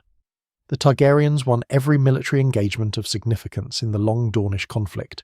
They destroyed armies and melted castles and burned towns and flew dragons over a landscape that refused to produce the submission all of this was intended to compel. And none of it resolved anything, because resolution requires the consent of the party being resolved with, and consent cannot be extracted by force, can only be offered voluntarily, and is only offered voluntarily when the offering seems like a better option than the continued refusal. The resolution came when the Targaryens found the offering that made consent possible, that made joining the realm seem better to the Dornish than not joining it, and the offering was recognition. Recognition of who the Dornish were and what they valued, and what they required in order to be themselves within whatever larger structure they belonged to. This is not a complicated insight, but it is a consistently underappreciated one, and the story of Dorne and the Targaryens is one of the clearest illustrations in Westerosi history of what it costs to ignore it and what becomes possible when it is finally understood. It also teaches us something about patience, about the specific kind of strength that patience represents, and the specific conditions under which it is available as a strategy. The Dornish patience was not passive. It was active and costly, and required the constant renewal of a commitment that could easily have been abandoned at any number of points in the long history of the conflict. It required leaders willing to hold the line across generations, willing to absorb the costs of resistance rather than accepting the costs of submission, willing to trust that the situation would eventually change in ways that current conditions could not make visible. It required ordinary people willing to live within the constraints that this commitment imposed, to build their lives within the margins that resistance allowed, to pay the price of a collective decision they had not individually chosen, but that they maintained collectively across the centuries. And it required at the end the wisdom to know when the waiting was done, when the change that patience had been waiting for had actually arrived, when the moment for the different kind of engagement had come and needed to be met with the same quality of clear-eyed assessment that had sustained the resistance. House Martell had looked at the first raven from Dragonstone and had understood, with perfect clarity, that submission on those terms was not possible, and that the alternative to submission, however costly, was better than the alternative to resistance. Daeron II and the Dornish prince who negotiated with him looked at the situation that 150 years had produced and understood with equal clarity that the moment for a different kind of decision had arrived, that the terms now available were terms that made integration possible without making it humiliating, that the offering being made was one that could be accepted without betraying what the long resistance had been for. This is the complete arc of the story, from Maria's refusal to Maren's garden, from the first raven to the wedding that ended the war, from the fire that could not burn away identity to the water that celebrated it. It is a long arc, as the arcs of history tend to be when the things at stake are fundamental rather than merely important. It does not resolve into simple conclusions about who was right and who was wrong, because those categories are too small for what the story contains. What it resolves into is something more honest and more interesting, which is a picture of two peoples finding their way, across a very long time and at very great cost, to a relationship that both could inhabit without destroying themselves in the inhabiting. The desert kept its patience. The fire eventually found something worth building instead of burning, and the children played in the water gardens, in the shade and the coolness of the water, without knowing or needing to know the full weight of everything that had been spent to make that particular afternoon possible. And so we have reached the end of our long drift through the sands of Dorne, through the fire and the patience and the slow turning of a century and a half, towards something that neither side could quite see until they were almost upon it. We have travelled a great distance tonight, you and I, through the red mountains and the empty castles and the glass roads cooling in the desert dark, through grief and stubbornness, and the particular human courage of people who simply refused to stop being themselves no matter what flew over them. Let that settle now. Let the story find its resting place somewhere quiet inside you, the way sand settles after the wind passes, the way water finds its level in still pools. Wherever you are lying tonight, let your body be heavy and warm. Let the concerns that waited for you at the edges of the day continue waiting. They will still be there. You do not need to carry them into sleep. The desert is patient. The stars above Sunspear are ancient and unhurried. And somewhere in the long story of the world, in all its fire and endurance and unexpected gardens, there is rest waiting for those who have come far enough. The sand remembers nothing of the fire. Let her all be sand now. Sleep well.